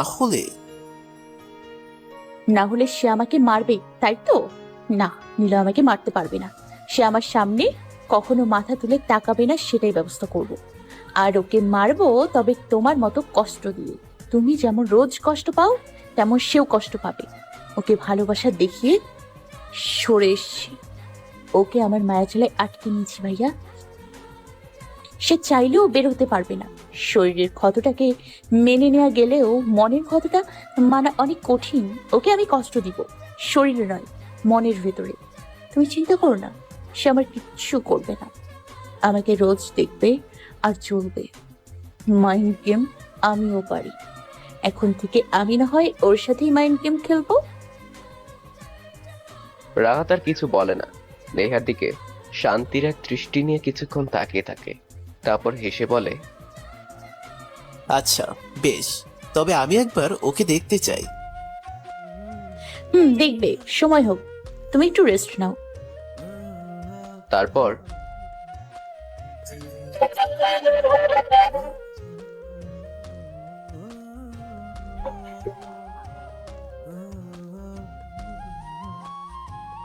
নেহা অনেকটা সকালেই থানায় চলে আসে। থানায় প্রবেশ করেই দেখে নীলয় দেয়ালে হেলান দিয়ে সামনে তাকিয়ে আছে, মুখটা শুকনো। নেহা এগিয়ে আসে, নীলয়কে বলে, কেমন আছিস? শেষ তো তোর সব মাস্তানি? এখনই আমাকে সরি বলে নি, মাফ চেয়ে নি। তোর ভুলের জন্য। তোকে এক্ষুনি ছেড়ে দেবো। শোন, তোর মুখটা দেখে সত্যি অনেক মায়া হচ্ছে। এভাবে তোকে আমি দেখবো কখনো ভাবতেই পারিনি। ইস, মুখটা কি শুকনো লাগছে। নীলা কিছু বলে না, এক পা ভাঁজ করে আরেকটা সামনে বাড়িয়ে নেহার দিকে তাকায়। কয়েক সেকেন্ড তাকিয়ে থেকে আবারও চোখ সরিয়ে নেয়। নেহা অবাক হয়ে নীলার দিকে চেয়ে থাকে। নীলার এমন নেহাকে পাত্তা না দেওয়া ব্যাপারটা নেহাকে বেশি অবাক করছে। নীলার উপর রাগ জমছে, কিন্তু কিছুই সে করতে পারছে না। নীলাকে অপমানিত করতে এসে সে বারবার নিজেই নীলার কাছে অপমানিত হয়। নেহা বিরক্ত হয়ে লোহার শিকে হাত মুষ্টিবদ্ধ করে একটা কিল দেয়। শিলয়ের দিকে তাকিয়েই চিৎকার করে বলে, শোন নিলয়, সময় আমারও আসবে। অবাক হচ্ছে এত কিছুর পরেও তুই কেন এমন চিন্তামুক্ত হয়ে বসে আছিস। তোকে চাইলে ফাঁসিতেও ঝোলাতে পারি। নীলা হেসে ওঠে। নেহার দিকে তাকিয়ে বসা থেকে উঠে দাঁড়ায়। নেহার কাছে ধীর পায়ে এগিয়ে আসে। কিছু সময় তাকিয়ে থেকে মুচকি হেসে বলে, সরি, তোমার ইচ্ছেটা পূরণ হবে না। একটা কাজ করো, গরম চা বিস্কিট সহ নিয়ে আসো, খুব খেতে ইচ্ছে করছে। তুমি কিন্তু চা বানাবে, বুঝলে? তোর চা। নেহা থেমে যায়। কথা বলতে বলতে রাকেশেরা চলে আসে। নেহা যখন নিলয়কে কিছু বলতে যাবে তখনই সে শুনতে পায়, 1 মিনিট দাঁড়ান মিস নেহা, কোনো অপরাধীকে এভাবে থানায় এনে মারা ঠিক না। তাকে ধরেছেন, চালান করে দেবেন। কিন্তু নেহা ঘুরে থাকায় চমকে ওঠে, অবাক চোখে তাকিয়ে থাকেও। কিছু বলতে যেও যেন থেমে যায় সে। বোকার মতো কিছু সময় সামনে দাঁড়িয়ে থাকা লোকটার দিকে তাকিয়ে থাকে। লোকটা টেবিলের সামনে চেয়ারে গিয়ে বসে। ইশারায় রায়হানকে বলে ফ্যানের জোরটা একটু বাড়িয়ে দিতে। রায়হান একবার নেহার দিকে তাকিয়ে ফ্যানের সুইচের দিকে চলে যায়। উকিল সাহেব, কাগজগুলো ওকে দেখান।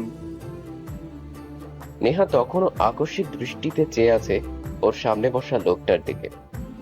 উকিল অর্ডার পেয়ে কালো ফাইল থেকে কিছু কাগজ বের করে নেহার সামনে এসে দাঁড়ায়। নেহা কোনো কথা না বলেই কাগজটা হাতে নিয়ে চোখ বোলায়। কাগজটি নিলয়ের জামিনের কাগজ। নেহা কাগজটা রাকেশের হাতে দিয়ে গম্ভীর দৃষ্টিতে বসে থাকা লোকটার দিকে তাকিয়ে থাকে। কি হলো মিস নেহা, তাকে ছেড়ে দাও। সরি স্যার, তাকে ছাড়তে পারবো না। সবাই অবাক চোখে নেহার দিকে তাকিয়ে আছে। মন্ত্রীর সামনে এভাবে কেউ কথা বলবে তা কেউ ভাবতেই পারেনি। নেহা আরো কিছু বলবে, তখনই খেয়াল করে আরো কয়েকজন লোক থানায় প্রবেশ করছে। পুলিশ কমিশনার, জেলা প্রশাসক এবং এই থানার এমপি। নেহা চুপচাপ তাকিয়ে থাকে। এরা সবাই মন্ত্রীর সাথে এসেছে, কিন্তু মন্ত্রী এসেছে নিলয়কে ছাড়াতে। কি হলো, তোমার সাথে বসে সময় নষ্ট কেন করছি?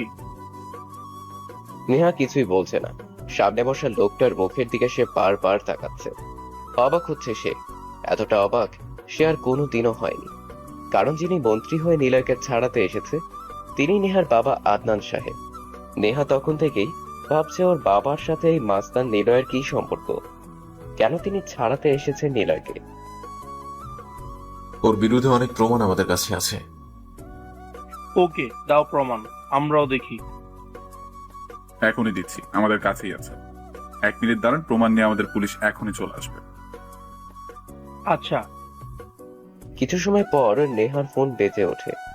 ওপাশ থেকে একজন পুলিশ বেশ হাঁপাতে হাঁপাতে বলে, ম্যাম, নীলের লোক আমাকে মেরে সব প্রমাণ নষ্ট করে দিয়েছে। ওর লোকেরা আমাদের সবার উপর নজর রেখেছিল। Sorry ma'am. নেহা ফোন কেটে দেয়। পিছনে ঘুরে নিলয়ের দিকে তাকায়। নিলয় মুচকি হাসে। নেহার রাগী দৃষ্টিতে তাকিয়ে থাকে। নিলয় ইশারায় নেহাকে কাছে ডাকে। কাছে আসতেই নেহাকে নিলয় বলে, কি বলেছিলাম শেষ পর্যন্ত প্রমাণ থাকবে কিনা? বারবার বলেছিলাম আমাকে মেরে ফেলতে। এখন কিন্তু আর আমাকে মারতে পারবে না নেহা, চাইলেও মারতে পারবে না। নিলয়কে মারতে হলে তার কথাতে প্রথমবারই মারতে হবে, পরের বার আর সুযোগই তুমি পাবে না। কেমন লাগছে আমার মাইন্ড গেম? তোমার বাবা নিজে এসে আমাকে ছাড়িয়ে নিচ্ছে। তোমাদের কাছে প্রমাণ থাকতেও এখন কোনো প্রমাণ নেই। আমি কি করেছি? আফসোস হচ্ছে তোমার জন্য। আচ্ছা সরি, আমার ভুল হয়েছে, মাফ করে দাও, আমাকে ছেড়ে দাও। এটাই তো শুনতে চেয়েছিলে। এবার আমার পালা। ভয় নেই। আমি তোমাকে আমার কাছে মাপও চাইতে বলবো না। আমি চাই তুমি আমাকে জড়িয়ে ধরে ভালোবাসি বলবে, আমার জন্য কাঁদবে, আমাকে ভালোবাসার জন্য তুমি চাকরিও ছাড়বে। চিন্তা করো না, আমি তোমাকে সবসময় গ্রহণ করতে প্রস্তুত থাকবো। পুলিশ আর মাস্তানির প্রেম এবার শুরু হবে। মনে রেখো, শহরে আমি মাস্তানি বন্যা বইয়ে দেব। বোকা আমি না, বোকা তুমি হয়ে গেছো। তোমার বাবা এসে আমাকে ছাড়িয়ে নিয়ে যাচ্ছে। This is Niloy's mind game. Neha কিছুই বলতে পারে না, চোখ গোল করে নিলয়ের দিকে তাকিয়ে থাকে। হঠাৎ দেখে একজন হাবিলদার এসে দরজা খুলে দিচ্ছে। নিলয় আরো একবার মুচকি এসে বাইরে বেরিয়ে আসে। নিলয় রাকেশের দিকে তাকায়, রাকেশকে বলে, তোর ম্যামের চেয়ারটা এনে দে। তোকে শালা। নো নো, এখন না, সময় আসবে, জায়গা আমরা বলবো, ম্যাচটাও আমরাই জিতবো। যা ভাই বলেছে চেয়ার আনতে, চুপচাপ নিয়ে আয়। রাকেশ আর কিছু বলে না। নেহার বসা চেয়ারটা এনে নিলয়ের দিকে এগিয়ে দেয়। নিলয় চেয়ারে যে বসে। আদনান সাহেব নিলয়ের দিকে তাকিয়ে বলে, কাল রাতেই আসতাম, কিন্তু একটু সমস্যা হওয়ার কারণে আসতে পারিনি। কাল রাতে না এসে ভালো করেছেন। কাল তো আমাদের বাসরাত ছিল, তাই না নেহা? যাও তোমার বাবার জন্য চা নিয়ে আসো, বিস্কিট সহ। অন্য কেউ যেন চা না বানায়, তুমি নিজেই বানাবা, আমার আর তোমার বাবার জন্য। নিলয় কথাটা বলে একটু হাসে, নেহার দিকে রাগী দৃষ্টিতে তাকায়। সেদিনও সে সকালে ঘুম থেকে উঠে টেবিলে চা দেখতে পায়। নেহা নিজেই সেদিন চা বানিয়ে টেবিলে রেখেছিল। ঘরটা গুছিয়ে দিল সে। সেদিন তাকে সবাই দেখেছিল ভালোবাসার প্রদীপ বেশে, কিন্তু তারপরেই সব কিছু এলোমেলো। নেহা চা নিয়ে আসে, নিজের হাতেই বানিয়ে নিলয়কে দেয়। নিলয় তা খায় না, বসা থেকে দাঁড়ায়। আদনান সাহেবও বসা থেকে উঠে দাঁড়ায়। আচ্ছা, তাহলে তুমি আসো, আমি যাই। আদনান সাহেব চলে যায়। থানাটা মোটামুটি খালি হয়ে যায়। নিলয় নেহার কাছে এসে দাঁড়ায়, নেহার পকেটে হাত দেয়। সিগারেটের প্যাকেট থেকে একটি সিগারেট বের করে ওর থেকে আগুন নিয়ে জ্বালায়। এক নিঃশ্বাসে সিগারেট টেনে নিয়ে ধোঁয়াগুলো নেহার বুকের উপর ছেড়ে দিয়ে বলে, নিলয় তোমার কাছে থাকবে, তোমার সাথে কথা বলবে, কিন্তু তুমি রাখবে আর জ্বলবে। প্রশ্ন যাচ্ছে তাই না, আমি তোমার বাবার সাথে কি করছি? আরে এটাই তো মাইন্ড গেম। যাই হোক, একটা ছোট মাইন্ড গেম তোমাকে বলি। তোমার ভাইয়ের উপর আমার লোকেরা নজর রেখেছিল, এমনিতেই তুমি ছেড়ে দিতে। এখনো সময় আছে, নিলয়কে ভালোবাসো। কথাটা বলেই নিলয় নেহার হাত ধরে এক ঝটকায় কাছে টেনে নেয়। নেহা ছিটকে চলে আসে নিলয়ের বুকে, আবারও চুলগুলো ওর মুখ ঢেকে দেয়। নিলয় এবার ফু দেয় না, বাম হাত দিয়ে জড়িয়ে ধরে ডান হাত দিয়ে মুখের উপর থেকে চুলগুলো আঙ্গুল দিয়ে সরিয়ে দিতে থাকে। ওর চোখের দিকে তাকিয়ে থাকে অনেকটা সময়। আজব ব্যাপার, নেহাও নিলয়ের চোখের দিকে তাকিয়ে থাকে। সিয়াম, অর্ক আর মাসুম চোখ বড় বড় করে তাকায়। অর্ক মাসুমের কানে কানে বলে, দেখছি কিভাবে প্রেম করতে হয়। প্রথমবার মাস্তানার পুলিশের প্রেমের মাইন্ড গেম দেখবো। দেখ কিভাবে তাকিয়ে আছে দুজন দুজনার চোখের দিকে। হ্যাঁ রে ভাই, কেজিএফ চ্যাপ্টার 3 চলছে, যার ভার্সন হলো মাস্তান ভার্সেস পুলিশের প্রেম। দেখ দেখ, হয়তো ওরা কল্পনা করছে রোমান্টিক কিছুর, আর ব্যাকগ্রাউন্ডে হয়তো কোনো গান বাজছে। ও মা গো, টুরু লাভ। ওদের হাসাহাসির জন্য নিলয় নেহাকে ছেড়ে দেয়। নিলয়ের কোনো কথা বলে না, মাসুমদের দিকে তাকিয়ে চলে আসতে বলে। নিলয় যখনই আসবে তখনই নেহা বলে, ওই ভিলেন ইন্টারেস্টিং, সত্যি ইন্টারেস্টিং। বেশ ভালো লাগলো তোর মাইন্ড গেমটা, সত্যি অবাক হয়েছে রে। তবে শোন, নেহা তোকে নিজ হাতেই পারবে। সেদিন না হয় বুকটা আমি নিজেই পেতে দেব, কিন্তু তোমাকে জিততে দেব না। আমার শহরে ভিলেন না হয় তুমিই হবে, আমি না হয় তোমার ভালোবাসার আঘাতে চলে যাবো ওপারে, কিন্তু তোমাকে জিততে দেব না। তবে আফসোস, আমি মরলে তুমি কষ্ট পাবে। হতেও পারে আমার বুকে গুলিটা আসার আগে তুমি নিজেই ছুটে এসে নিজের বুক পেতে দিলে। তোকে দেখে হাসি পাচ্ছে, তোকে এবার আর সুযোগ দেব না, মেরে ফেলবো। তখন নিজেই চিৎকার করবি, যতগুলো বুলেট থাকবে সবগুলো তোর বুকেই প্রবেশ করাবো। নিলয় হাসে। রাকেশ কোমর থেকে পিস্তল বের করতে যাবে, নেহা বাধা দেয়। নিলয় হেসে বলে, নিলয়কে পিছন থেকে নয়, সামনে থেকে মারবি, দেখি কে বেঁচে থাকে। নীলয় আর দাঁড়ায় না, মাসুমদের নিয়ে বাইরে চলে আসে। নেহারাও পিছনে পিছনে আসে। থানার সামনে এসে নেহারা দাঁড়ায়, দেখে নীলয় কালো রঙের গাড়িতে উঠে চলে যাচ্ছে। নেহা থানায় টবে রাখা ছোট ফুল গাছের টবে জোরে লাথি দিয়ে বিরক্ত প্রকাশ করে। এত কষ্ট করে বানানো প্ল্যানটা কিভাবে নষ্ট হলো? আমি আগে অনেকবার বলেছিলাম নিলয়কে মেরে ফেলি, কিন্তু তোরা কি বললি? না না, আরো হারামিটাকে নিয়ে খেল। নে এবার খেল। সে নিজেই থানায় বসে আমাদেরকে নিয়ে খেলছে। আমাদের উচিত হয়নি এত তাড়াতাড়ি নিলয়কে অ্যারেস্ট করার। আমাদের আরো খোঁজ নেওয়ার দরকার ছিল। সে যে কত বড় লেভেলের মাইন্ড গেমার আমাদের বোঝা দরকার ছিল। আরে প্ল্যানটা কি খারাপ ছিল? সব ঠিকঠাকই ছিল। কিন্তু কি হলো? সেই তো ওর মাইন্ড গেমে ফেসে গিয়েছি। বুঝতেই পারছি না আদনান স্যার কেন এভাবে এসে ওকে ছাড়িয়ে নিয়ে গেল। অবশ্য ওনার আসার তো কোনো দরকারও ছিল না, প্রমাণগুলো সব শেষ করে দিয়েছে। সবাই চুপ, আমাকে একটু একা থাকতে দাও তোমরা। নেহা থানার ভিতরে চলে যায়। ওর চেয়ারে যেয়ে হেলান দিয়ে বসে। সিলিং এর দিকে তাকিয়ে সে নিলয়কে কথাগুলো নিয়ে ভাবছে। অনেকবার ভেবেছে নিলয়কে নিয়ে সে ভাববে না, একাই মনের সাথে যুদ্ধ করছে, কিন্তু বারবার ওর ভাবনাতে নিলয় চলে আসছে। নিলয় থানা থেকে বেরিয়ে এসে অচেনা এক রাস্তায় ঢোকে। অনেক দূর আসার পর গাড়ি থামায়। গাড়ির হ্যান্ড ড্রায়ার থেকে সিগারেটের প্যাকেট খুলে একটি সিগারেট জ্বালিয়ে বাইরে বেরিয়ে আসে। চুলগুলো ওর উস্কো খুস্কো। গাড়ির সামনে ইঞ্জিন ডিঙিতে যে বসে হেলান দিয়ে সিগারেট টানতে থাকে। অর্কর সামনে এসে দাঁড়ায়, হুট করেই প্রশ্ন করে, ভাইয়া, আদনান সাহেব কেন আমাদের ছাড়াতে এসেছে? নিলয় হেলান দেওয়া থেকে সোজা হয়ে বসে, সিগারেটে কয়েক টান দিয়ে বলে, এত তারা কিসের সব জানার? পিকচার আবি বাকি হ্যায়। ভাইয়া, তুমি কি সত্যি নেহা বাবুকে ভালোবাসো? নিলয় কোনো কথা বলে না। গাড়ির উপর থেকে নেমে রাস্তার পাশে যেয়ে দাঁড়ায়, কয়েক টান সিগারেট টেনে ছুঁড়ে ফেলে মাটিতে। তারপর মাসুমের দিকে তাকিয়ে বলে, সাব্বিরকে আমার চাই। গম্ভীর হয়ে কথাটা বলে নিলয়। ওরা সবাই চুপ হয়ে থাকে। ওরা জানে সাব্বিরকে নিলয় কেন যাচ্ছে। সাব্বিরের জন্য আফসোস হচ্ছে একটু। বেচারা কেন যে নিলয়কে ঘুষি মেরেছিল। আচ্ছা, তাকে পেয়ে যাবে, কিন্তু বলো না নেহাকে ভালোবাসো? আরে বাসে বাসে, নেহাকে ভাবি বলাতেও কিন্তু ভাইয়া কিছু বলেনি। তোরা চলে যা, আমি একা থাকবো। কিন্তু সাব্বিরকে আমার চাই। ওকে। ওরা সবাই আরেকটি গাড়িতে চলে আসে। নিলয় আবার গাড়ির উপরে এসে বসে। তারপর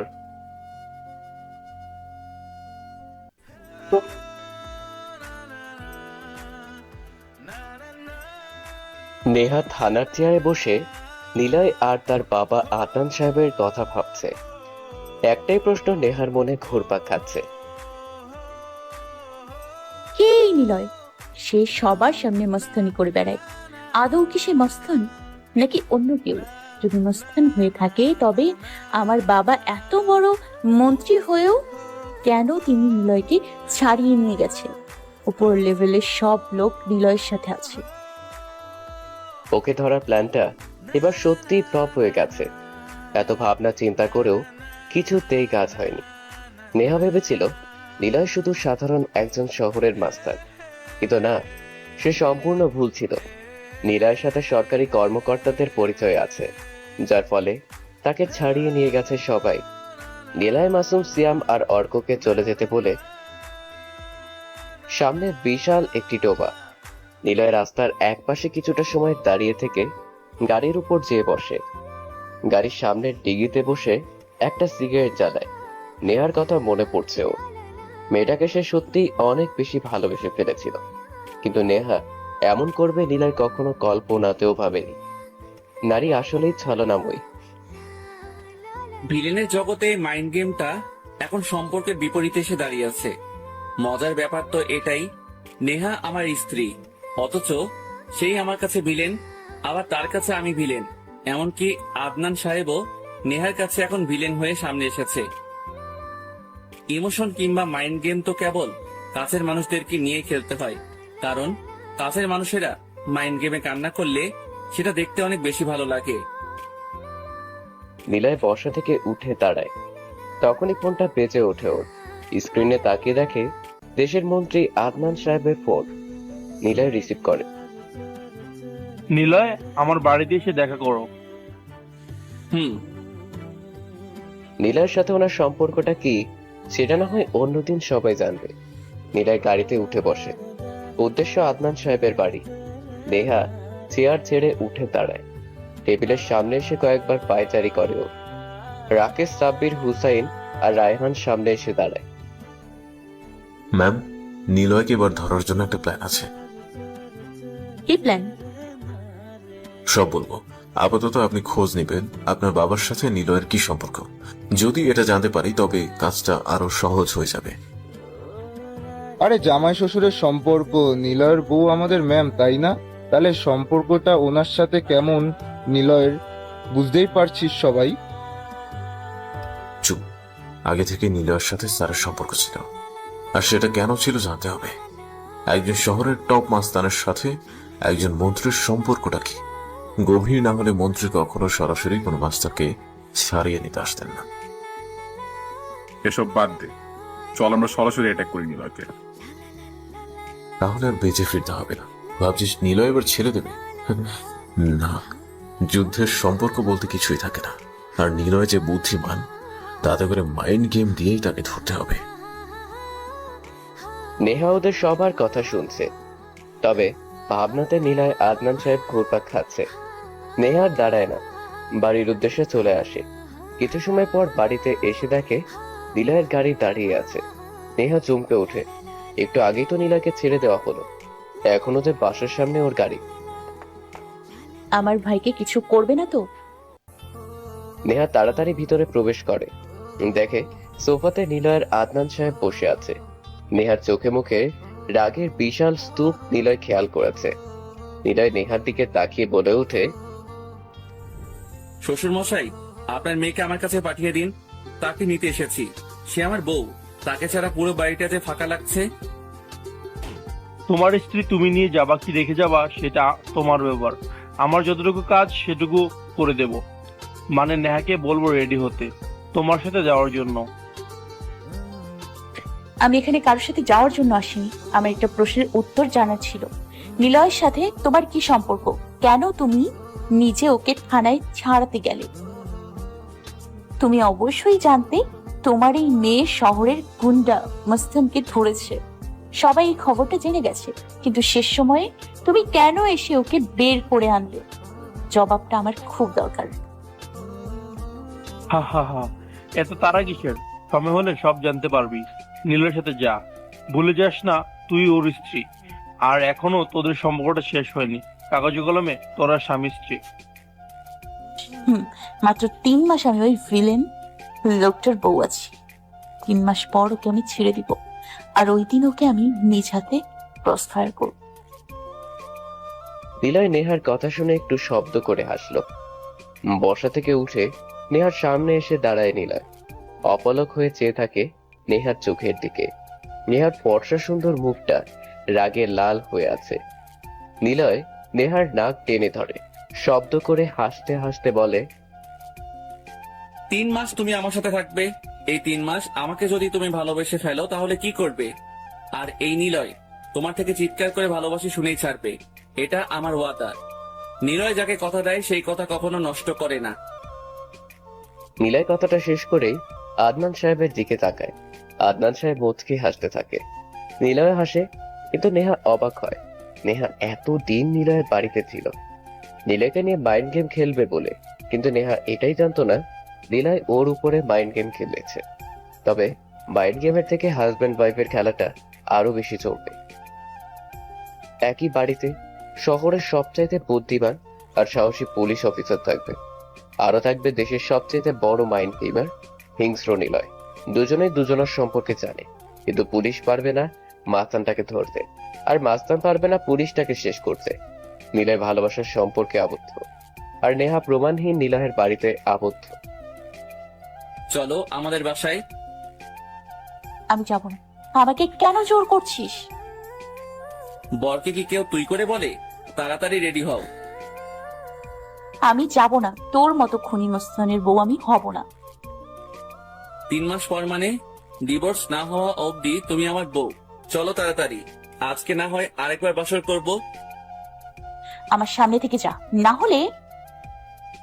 না হলে এই নিলয় তোমার ভাই ডাহাতকে সোজা উপরে চালান করে দেবে। তোকে আমি দ্বিতীয় বাসরে না হয় বুঝিও আমাকে কি করবে। নেহা উপরে চলে যায়। নিলয় আদনান সাহেবের সামনে দাঁড়িয়ে থাকে। আদনান সাহেব বলে, আমাদের মিশন তাহলে ঠিকঠাক ভাবেই এগিয়ে যাচ্ছে, তাই না নিলয়? জি sir, yes sir, everything is fine, you don't have to worry, I will take care of it alone. Adnan সাহেব মুচকি হাসলেন। শহরের একটা বিশাল বড় মাস্তানের মুখে এমন ইংরেজি সুরে। সাধারণত কোনো মাস্তান এমন ইংরেজি জানে না, কিন্তু Niloy, he is the mysterious boy. আসলে সে রহস্যময়। গুড, সবকিছু প্ল্যান অনুযায়ী চললে তো ভালো। আর চলবি না কেন? তুমি নিজেই তো মাস্টার হ্যান্ড মাইন্ডার। স্যার, একটা ছোট প্রশ্ন, হুট করে আমাদের মিশনে নেহা চলে এলো, ব্যাপারটা কি শেষ করা যায় না? না, আমি আগেই ধারণা করেছিলাম যে এরকম কিছু একটা হবে। যা ইচ্ছে চালিয়ে যাও। একই বাড়িতে দুজন বিপরীত কর্মের মানুষ, একজন অপরাধী আর একজন পুলিশ। চোর পুলিশের খেলা চুপি চুপি হয়ে থাকে। চোর পাহারা দেয় পুলিশকে, আর পুলিশ ধরার চেষ্টা করে চোরকে। অথচ তোমরাই একই বাড়িতে থেকেও কেউ কাউকে ধরবে না, মারবে না। খেলাটা আমি নিজ চোখে দেখব। মিশন শেষ না হওয়া অবধি নেহার সাথে তোমার গল্পটা চলবে। নেহা পুলিশের ড্রেস চেঞ্জ করে সাধারণ পোশাক পরে নীলার সামনে এসে দাঁড়ায়। নীলয় নেহার দিকে তাকিয়ে অবাক হয়। ঠিক আগের মতোই সুন্দর লাগছে নেহাকে। নীলয় নেহার কাছে এসে বলে, তোমাকে পুলিশের ড্রেসে একটু মানায় না, চলো এবার। নেহাকে নিয়ে নীলয় আদনান সাহেবের বাড়ি থেকে বের হয়। নীলয় ড্রাইভিং সিটে বসে। নেহা ওর পাশে বসে আছে। নেহা এক দৃষ্টিতে সামনে তাকিয়ে থাকে। নীলয় মাঝে মাঝে আর চোখে নেহাকে দেখছে। নেহা কখনো ভাবেনি এভাবে একটা মাস্তানের বউ হয়ে সংসার করবে। যদিও মন থেকে নেহা নিলয়কে মেনে নিতে পারেনি, কিন্তু কাগজে কলমে সে নিলয়ের বউ, আর হাজবেন্ড হিসেবে নেহার প্রতি তার অধিকারও আছে সমপরিমাণ। নিলয় বলে, কি বলেছিলাম নেহা? আমার সাথে তুমি থাকবে, ভালোবাসবে, আমাকে তুমি সবকিছু থেকে বাঁচাবে। তোকে আমি কখনো ভালোবাসবো না। তোকে ভালোবাসবো আমি? একটা পাতি মস্তান? যোগ্যতা নেই তোর আমার ভালোবাসা পাওয়ার। মানুষের থেকে যে গালিটা পাবি ওইটাই তোর জন্য ভালোবাসা। আসছে আমাকে ভালোবাসতে। আমার কাছে শুধু অবহেলা ছাড়া কিছুই পাবি না। যোগ্যতা? বেশ, সেদিন দেখবো কোথায় থাকে যোগ্যতা। যেদিন তুমি ভালোবাসি বলবে সবার সামনে, জড়িয়ে ধরবে আমাকে। আর শুনে রাখো, তোমার সামনেই আমি মাস্তানি করে বেড়াবো। তুমি আর তোমার পুলিশ আমার করে দেখিও। আইনের হাত লম্বা, কথাটা তো নিশ্চয়ই জানো। কোনো মস্তান এভাবে বেঁচে থাকবে তা তো হবে না। রেডি থাকো, আমার মাইন্ড গেমে তোমাকেই ঘায়েল করব। আচ্ছা, তবে দুর্বল মানুষের মতো নয়, সামনে থেকে আসবে, দেখি কার কত দাম। দুজন মানুষ আসলে বিপরীত। কেউ ভালোবাসা আদায় করতে মাস্তানি করতেও প্রস্তুত, আবার কেউ নিজের জেদ রাগ পূরণের জন্য বরকেও ছাড়বে না। বাড়ির সামনে চলে আসে ওরা। সিয়াম, মাসুম আর অর্ক দৌড়ে গাড়ির সামনে চলে আসে। নীলয় গাড়ি থেকে নেমে ওদেরকে বলে, দেখ, তোদের ভাবিকে নিয়ে এসেছি। এই মেয়েকে আবার এনেছো তুমি? ওকে তো আমি এক্ষুনি। ওয়েট মাসুম, সে এখন আমার কথা শুনতে বাধ্য, কারণ সে এখন পুলিশ না, আমার বউ। তোদের ভাবি প্রথমবার যেদিন এসেছিল সেদিন কাজের মেয়ে হিসেবে এসেছিল, এখনো কাজের মেয়ে হিসেবে থাকবে। সব কাজ তাকে দিয়ে করাবি। আসছে আমাকে দিয়ে কাজ করাবে। তোদের সবাইকে জেলের ভাত খেয়ে ছাড়বো। দেখা যাবে কে কি খায়। আপাতত আমাদের জন্য রান্না করো, যাও। নীলয় নেহাকে নিয়ে ভিতরে চলে যায়। নতুন একটা খেলা শুরু হয়েছে, যেখানে সম্পর্কের সাথে মিশে আছে মাইন্ড গেম। নেহা রুমে এসে বসেছে। ওর ফোনটা বেজে ওঠে। রাকেশের ফোন তাড়াতাড়ি রিসিভ করেও। ম্যাম, প্ল্যান রেডি, আপনি তাড়াতাড়ি আসুন। আমি এখন যেতে পারবো না, তোমরা শুরু করে দাও। কেন? আপনি আসবেন না কেন? ভুলে গেছো আমি নিলয়ের বউ, তাই আমি এখন ওর বাড়িতে। কি আমরা আসবো? না, চিন্তা নেই, সে কিচ্ছু করবে না আমার। তবে ভালোই হয়েছে, ওর কাজ সম্পর্কে আমি তোমাদের জানাতে পারবো। তাহলে প্ল্যানটা আমরাই শুরু করে দিই, দেখি নিলয় কতদিন বাইরে ঘুরে বেড়াতে পারে। ওদের কথা শেষ হয়, নিলয় রুমে প্রবেশ করে। নেহার পাশে এসে বসে নিলয়। নেহা কিছুটা দূরে সরে বসে। নিলয় মুচকি হেসে একটা সিগারেট জ্বালায়। নেহা বলে, আমার কাছে আসার চেষ্টাও করবেন না। আপনি আমার থেকে দূরে থাকবেন। আমি কোনো অনুষ্ঠানের আশেপাশেও থাকতে চাই না। তুমি আমাকে একদিন খুব করে চাইবে নেহা, সেদিন আর বেশি দেরি নেই। আপনি আমার কাছে ভিলেন। আমি চাই না আপনার সাথে নিজেকে জড়াতে। দেখা যাবে কে কার সাথে জড়াই। নিলয় চলে যায়। নেহা একা বসে থাকে। নিলয়কে ধরার প্রমাণ খোঁজার চেষ্টা করে নিলয় রুমে, কিন্তু সেখানে তেমন কিছুই নেই। তারপর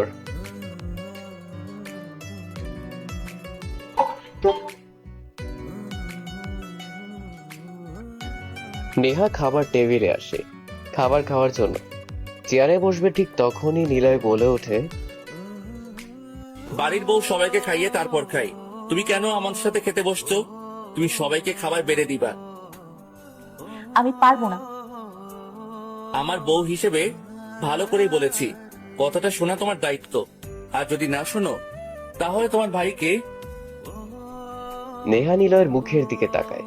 নিলয়কে আরো অসহ্য লাগছে ওর কাছে। সবাই অবাক হচ্ছে, একই ছাদের নিচে দুজন মানুষ, একজন পুলিশ আর একজন মাস্টার। নেহা চাইলে শত শত পুলিশ এনে নিলয়কে থানায় ধরে নিয়ে যেতে পারবে যে কোনো সময়, কিন্তু তাকে কিভাবে ধরে রাখবে? প্রমাণ যে নেই ওর কাছে।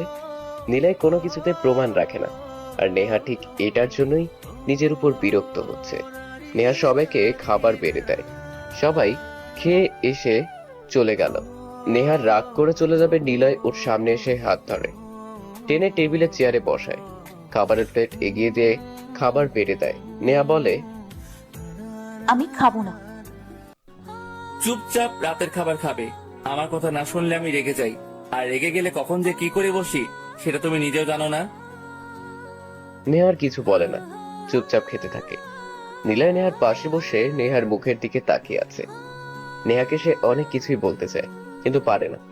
ওর জীবনের অনেক কথা জমে আছে যা নেহা শুনলে তাকে ভুল বুঝবে না, কিন্তু নিলয় চাইলেও বলতে পারবে না, কারণ নিলয় কিছু প্রকাশ করুক সে সময় এখনো আসেনি। নেহা আর চোখে নিলয়ের দিকে তাকায়। মনে মনে নেহা বলে, সময় আমারও আসবে মিস্টার ভিলেন, তখন দেখবো কিভাবে আমার উপর অর্ডার দেখাস। তোকে আমি জেলের ভাত না খেয়ে ছাড়বো না।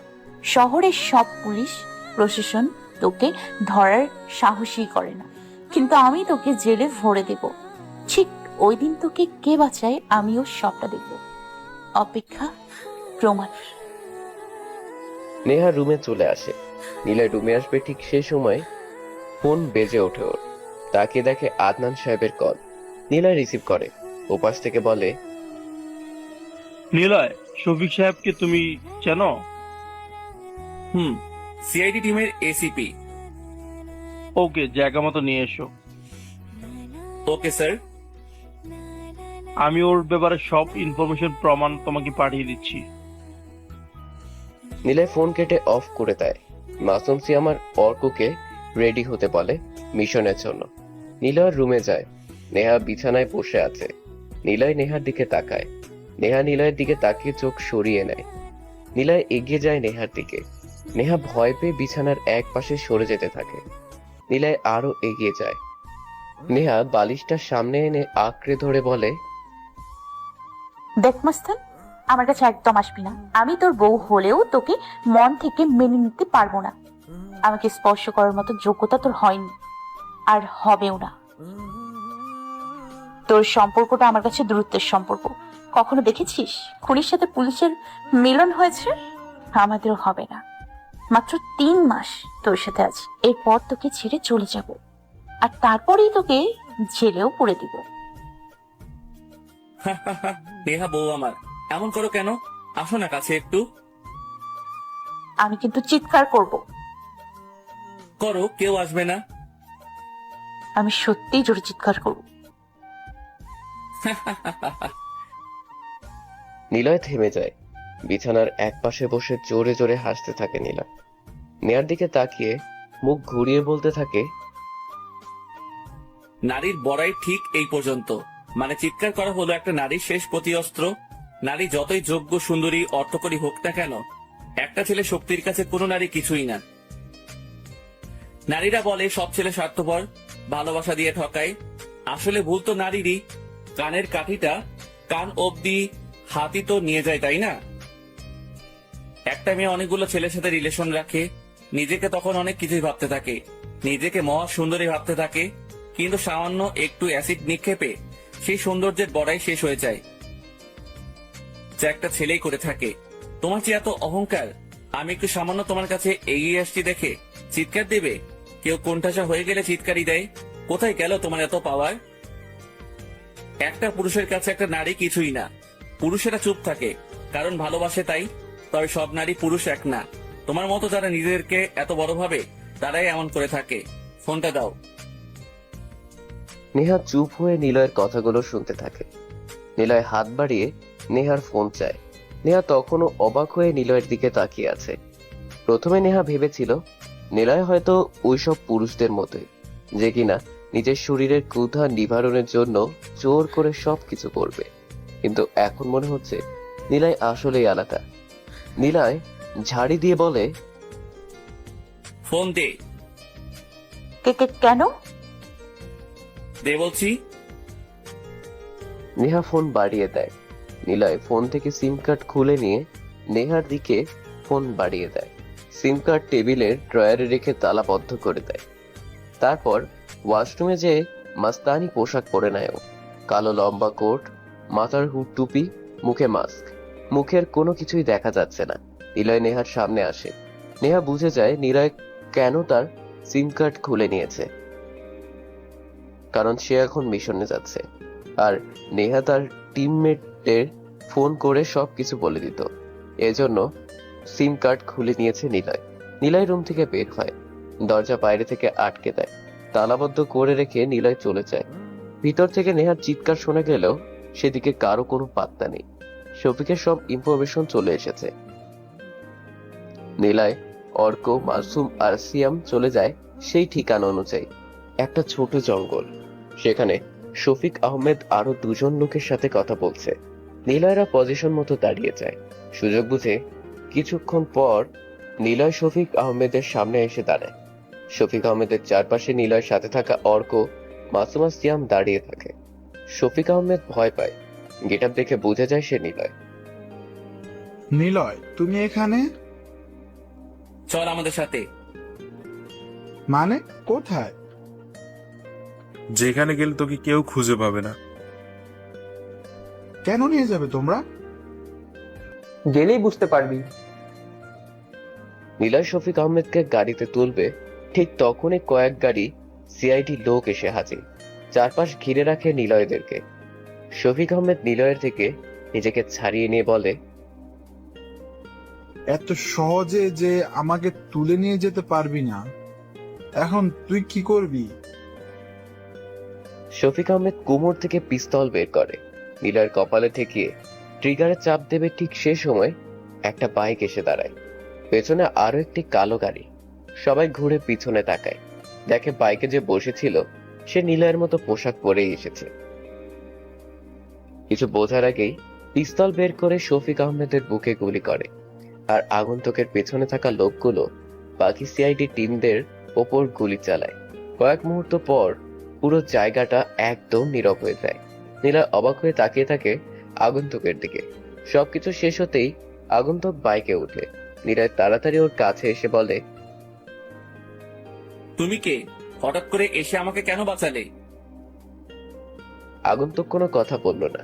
নিলয়ের দিকে কিছু সময় তাকিয়ে থেকে বাইক স্টার্ট দিয়ে চলে যায়। নিলয় অবাক হয়ে তাকিয়ে থাকে আগন্তুকের দিকে।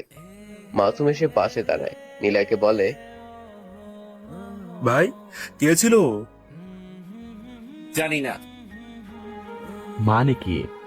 আমাদের মতো পোশাক ছিল, তোমারই তো লোক, তাই না? কিন্তু আমি তাকে চিনি না। আমাদেরকে তাহলে কেন বাঁচালো? এমন পরিস্থিতিতে ঠিক এরকমই কাউকে দরকার ছিল। সে এসে বাঁচিয়েছে। কে তাহলে ও? জানি না, চলো এখন এখান থেকে।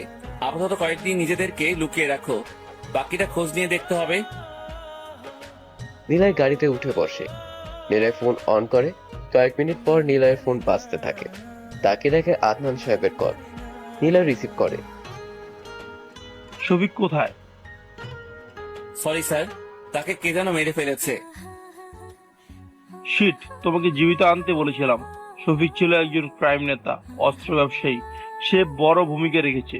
আজকে সেটারও ডিল ছিল ওদের। আমার সাথে দেখা করো। নিলয় আদনান সাহেবের বাড়িতে আসে। আদনান সাহেব সোফাতে বসে আছে। নিলয়ের দিকে গম্ভীর দৃষ্টিতে তাকিয়ে থাকে। নিলয়ের মুখ থেকে বাস্কার মাথা থেকে টুপি খুলে দাঁড়ায়। আদনান সাহেব বলে, আমাদের প্ল্যান এই প্রথম নষ্ট হলো, কারণটা কি? সরি স্যার, আসলে আমি নিজেও জানি না কোথা থেকে কি হয়ে গেছে। ও আসলো আর মেরে চলে গেল। কে? আমাদের মতোই পোশাক পরা ছিল, যদিও আমরা তখন মরতে যাচ্ছিলাম। তখন সে এসে বাঁচিয়ে দিয়েছে আমাদের। মানে কি? সে কে? তোমার লোক? না স্যার, আমার লোকদের পজিশন সম্পর্কে জানি। তবে কি নেহার লোক ছিল? হয়তো না, নেহাকে আটকে রেখে এসেছি। ওর ফোনে কোনো সিম কার্ড নেই। নিলয়ের কথা শুনে আদনান সাহেব চুপ হয়ে বসে থাকেন। রাত উপরে হুইল চেয়ারে বসে বসে সবটা দেখছে। মনে মনে ভাবছে, রাহাত ঠিকই ভাবছে। শুধু রাহাত না, আরো অনেকেই ভাবছে নিলয়ের সাথে মন্ত্রীর কি সম্পর্ক। যে কিনা একজন মাস্তান আর একজন মন্ত্রী, কি এমন সম্পর্ক থাকবে? কে এই নিলয়? আসলে সে কি আদৌ কোনো মাস্তান নাকি অন্য কেউ? নেহাও ঠিক রাহাতের মতো করেই ভাবছে, কিন্তু কোনো উত্তর পাচ্ছে না। কোনো এক অজানা রহস্যের মধ্যে সবাই আটকে যাচ্ছে। আচ্ছা, খোঁজ নাও সে কে। তোমাদের মিশন তাড়াতাড়ি কমপ্লিট করতে হবে। আমি চাই না তোমাদের মিশন কোনো সমস্যা হোক। এমনিতে প্রথম থেকে নেহা মিশন সমস্যা তৈরি করে দিয়েছে। এবার নিজেকে যতটা সম্ভব ঝামেলা থেকে দূরে রাখবে। আমি সব দিকে সামলাবো। আমার মনে হচ্ছে খুব কাছের লোক এমন করেছে। জি স্যার, আসি। নিলয় বাইরে আসে, জোরে একটা শ্বাস নেয়। মাসুমকে বলে, আগন্তুকের সব খবর চাই। কে ও? এভাবে বাঁচিয়েও ঝামেলাতে ফেলে দিয়েছে। কে সে? মাসুম সম্মতি জানায়। তারপর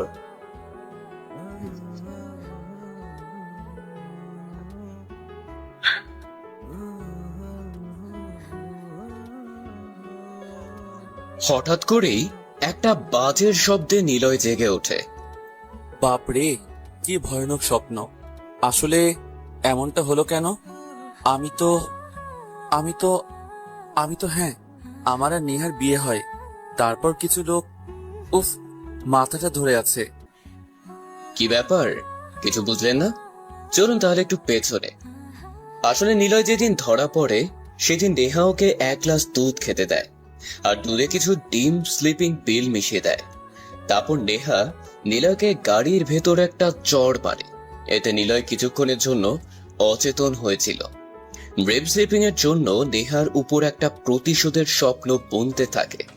তবে গাড়িতে ঝাঁকুনি লাগার ফলে ওর অচেতনতা ভেঙে যায়। ঘুম ভাঙলো মিস্টার মাফিয়া? তোকে ধরতে পারলে আমি একটা লক্ষ্যে পৌঁছতে পারবো। কি লক্ষ্য?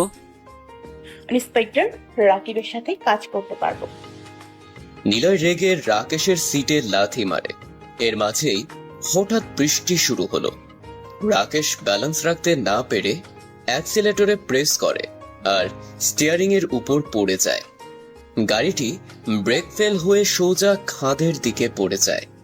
নিলয় নেহার শার্টের কলার ধরে জোরে টান দিয়ে বের করে, আর রাকেশ অর্করা সবাই জানালা থেকে লাফ দেয়। নেহা নিলয়ের গায়ের উপর পড়ে যায়। নেহা নিলয়কে কষিয়ে একটা থাপ্পড় মারে। তোর বাচ্চা, নিজেকে হিরো ভাবিস? আর যদি আমাদের কিছু হয়ে যেত?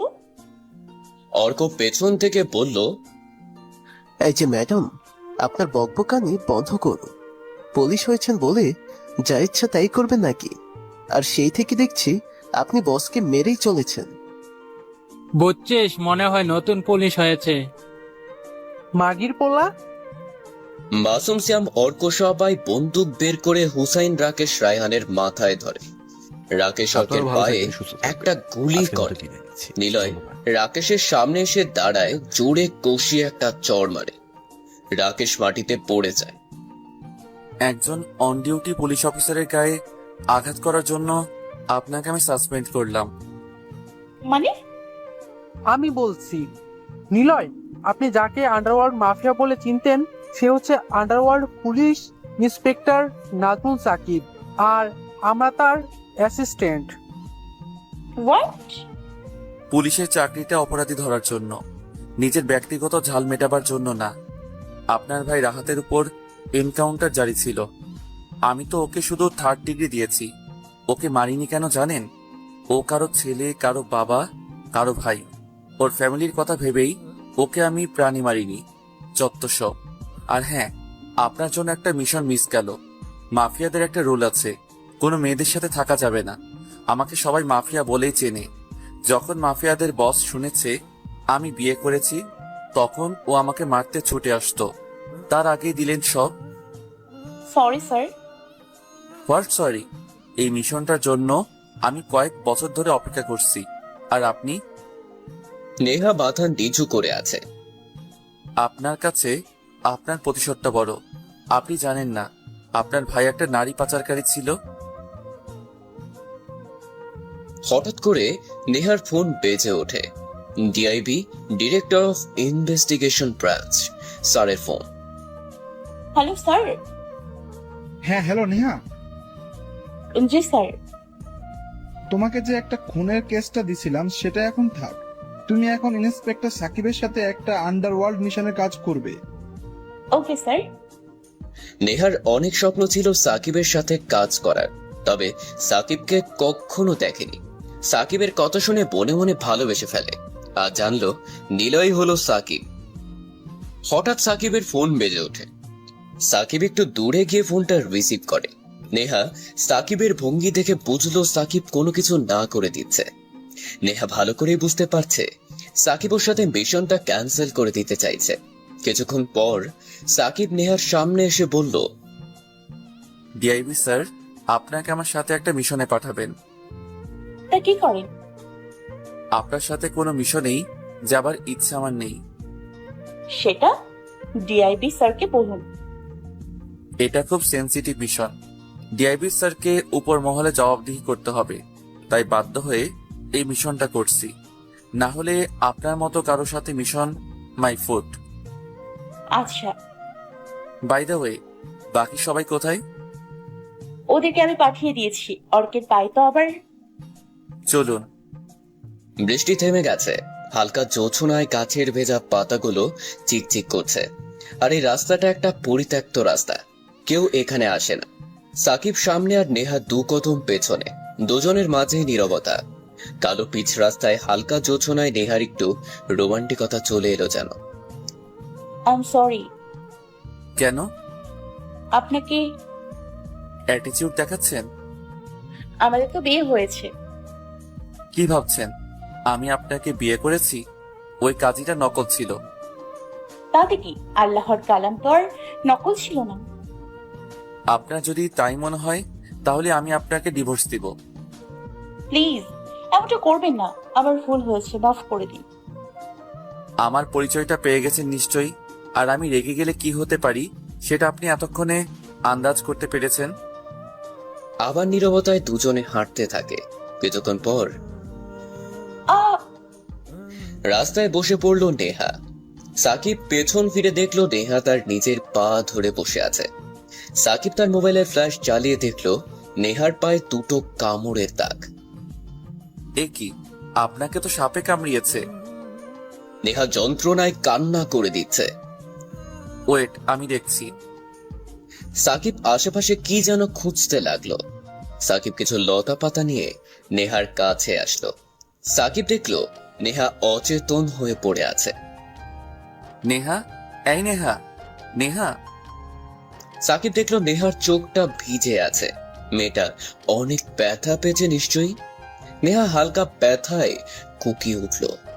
সাকিব নেহার পা ধরে সাপে কামড় দেয় স্থানে মুখ লাগাতে নেহার পুরো শরীর কেঁপে উঠল। সাকিব জায়গাটি চুষে বিষ বের করে ফেলল আর লতা পাতাগুলো নেহার পায়ে লাগিয়ে দিল।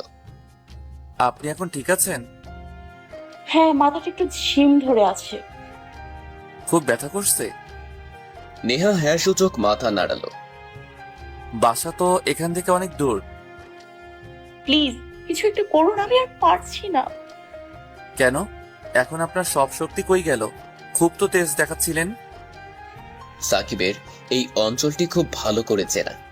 ও যখন মাফিয়াদের সাথে কাজ করত তখন থেকে এই অঞ্চল থেকে যাতায়াত করে, তবে একে একে সব পুলিশকে ধরিয়ে দেয়। এখন বাকি আছে মাফিয়া বস রানা। তবে এই এলাকা এখন সম্পূর্ণ ফাঁকা। এখানে জঙ্গলের মধ্যে একটা বাড়ি আছে, যাবেন? সাকিব নেহাকে কোলে তুলে নিল।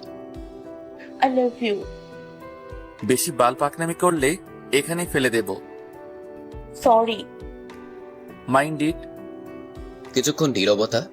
নেহা ভাবছে, ইস, আর যদি ওকে নিজের করে পেতাম তাহলে হয়তো ওর আরো কাছে থাকতে পারতাম। আপনি জানতেন না আপনার ভাই একজন অপরাধী? আমি শুনেছিলাম ভাইয়ের বিরুদ্ধে এনকাউন্টার জারি হয়েছে, তবে বিশ্বাস করিনি। আজ করলেন কেন? ইন্সপেক্টর সাকিব কখনো মিথ্যে বলে না। আচ্ছা, তাহলে মাফিয়া নিলয়কে ধরার অর্ডার পেলেন কোত্থেকে?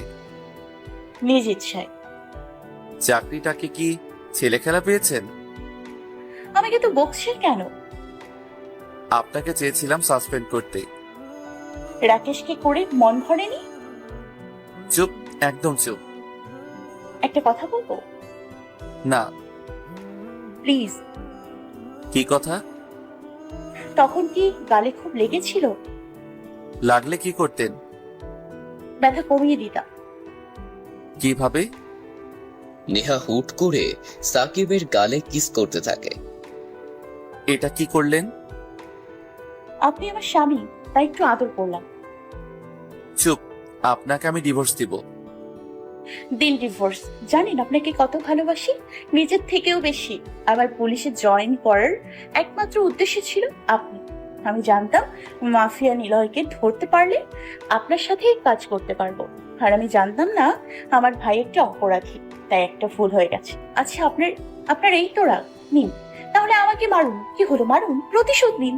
তারপরেও প্লিজ আমাকে ডিভোর্স দেবেন না। সাকিব কোনো কথা না বলেই হাঁটতে থাকে। হাঁটতে হাঁটতে একটা বিশাল বাড়ির সামনে এসে থামলো। বাইরে থেকে একটা ভুতুড়ে বাড়ির থেকে কোনো অংশে কম লাগছে না। সাকিব নেহাকে কোল থেকে নামিয়ে দিল। আউচ! কি ব্যথা পেয়েছেন? আমি ব্যথা পেলে আপনার কি? আমার কিছুই না। সাকিব বাড়ির দরজাটা ধাক্কা দিয়ে খুলল। আসলে সাকিব ও নেহাকে ভালোবেসে ফেলেছে, তবে নেহার উপর একটু রাগ আছে। এখন আর সেটাও নেই। আর একটু নেহাকে ঘোরানো যাক। সাকিব আর নেহা ঘরের ভেতর ঢুকলো। হঠাৎ করে বাইরে প্রচুর বৃষ্টি শুরু হয়ে গেছে। মাঝে মাঝে বিকট বিকট শব্দে বাজ পড়ছে আর চারিদিক আলোকিত হচ্ছে। আরে বাড়ির ভেতরটা তো খুব সুন্দর। হ্যাঁ, কিছু কিছু মাফিয়া একটু পরিপাটি থাকতে ভালোবাসে। এটা তাদেরই একটা ডেরা। উফ, খুব ঠান্ডা লাগছে। আমার সাথে আসুন। নেহা হাঁটতে গিয়ে পড়ে গেল। সাকিব আবার কোলে তুলে নিয়ে সিঁড়ি দিয়ে উপরে উঠতে লাগলো। হঠাৎ করে একটা বাজ পড়ার শব্দ আসলো। নেহা ভয়ে সাকিবকে জড়িয়ে ধরে। সাকিব নেহাকে একটা রুমে নিয়ে যায়।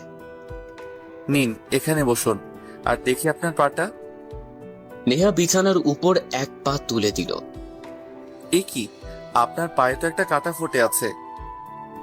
সাকিব কাটাটি বের করে একটা বড় তোয়ালে দিল। আচ্ছা, আপনি ফ্রেশ হয়ে নিন। এমনিতে ভিজে আছেন, ঠান্ডা লেগে যাবে। আমি দেখি খাবারের কি ব্যবস্থা করতে পারি। আচ্ছা। সাকিব রুম থেকে চলে গেল।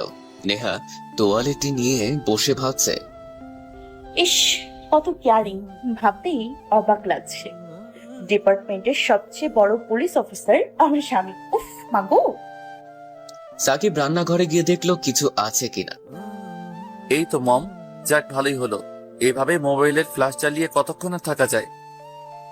সাকিব সারা ঘরে মোম জ্বালিয়ে দিল। এখন রান্না করতে হবে, কিন্তু কি করি? এই তো কয়দিন আগে এক হারামি কিছু খাবার এনে রেখেছিল, সব শেষ। এই তো পেয়েছি। অজ্ঞতা মেয়েটিকে ডিম খেয়ে পেট ভরতে হবে। উফ, সিটকানিটা এত উপরে কেন? যাক, মিস্টার এখনো দিচ্ছে, এই ফাঁকে চেঞ্জ করে ফেলি। সাকিব একটা ট্রেতে কিছু চিপস আর অমলেট নিয়ে নেহার রুমের দিকে যাচ্ছে। হঠাৎ করে কিসে যেন ধাক্কা খেয়ে নেহার রুমের দরজার উপর পড়ে যায়। অতঃপর নেহার সাকিব দুজনকে দেখে। সাকিব নিচে বসে আছে, মনে মনে ভাবছে কি থেকে কি হয়ে গেল। নেহা নিচে নেমে এসে সোফায় বসে পড়ল, মনে মনে ভাবছে বলতে পারছি, এখন মজা দেখাচ্ছি। এই যে মিস্টার, একা একটা মেয়েকে একা পেয়ে অসম করার ইচ্ছা। বিশ্বাস করুন, আসলে কোনো বিশ্বাস টিশ্বাস বুঝি না। আমি কাল ডিআইবি স্যারকে ফোন দিয়ে বলে দিব। প্লিজ এমনটা করবেন না, আমার মান সম্মান সব শেষ হয়ে যাবে। আশা বলবো না, তবে একটা শর্তে। কি শর্ত? আমাকে বউ হিসেবে মেনে নিতে হবে। কোনো দিনই না। ওকে, কোনো ব্যাপার না। আমার ফোনটা গেল কই? ওকে ঠিক আছে, আমি আপনাকে বউ হিসেবে মেনে নিলাম। ঠিক আছে, মেনে নিলাম। নেহা সাকিবের গলা জড়িয়ে বলল, এই তো আমার সুইট বরটারি। নেহা সাকিবকে চিপস আর অমলেট খাইয়ে দিচ্ছে। নাও খাও। না। স্যারকে ফোন দিতে? ব্ল্যাকমেল করছো? তোমাকে পাবার জন্য যদি তাই করতে হয় তবে তাই করবো। কেন এমনটা করছো? তোমায় ভালোবাসি বলে। সাকিবকে জড়িয়ে ধরে সাকিব কোনো উপায় না পেয়ে নেহাকে জড়িয়ে নেয় ভালোবাসার চাদরে। সাকিব আর নেহা খাটের উপর বসে আছে। নেহা সাকিবের কাঁধে মাথা দিয়ে আছে। তোমাকে কাছে পাবার যে কত স্বপ্ন দেখেছি, আর আজ আমার সেই স্বপ্ন সত্যি হলো। আচ্ছা। বাইরে বৃষ্টি আর আমি আমার প্রিয় মানুষটার কাছে। কি রোমান্টিক পরিবেশ, তাই না? কি হলো? তুমি একটা আমি একটা কি? তুমি একটা বলেই সাকিবকে খাটে ফেলে দিল। অতঃপর ব্যালেজি। সকালবেলা অন্যান্য দিনের থেকে আজকের সকালটা সাকিবের কাছে অন্যরকম লাগছে। নেহা সাকিবের বুকের উপর শুয়ে আছে। নেহার গায়ে শুধুমাত্র সাকিবের লম্বা শার্টটা ছাড়া কিছুই। Good morning.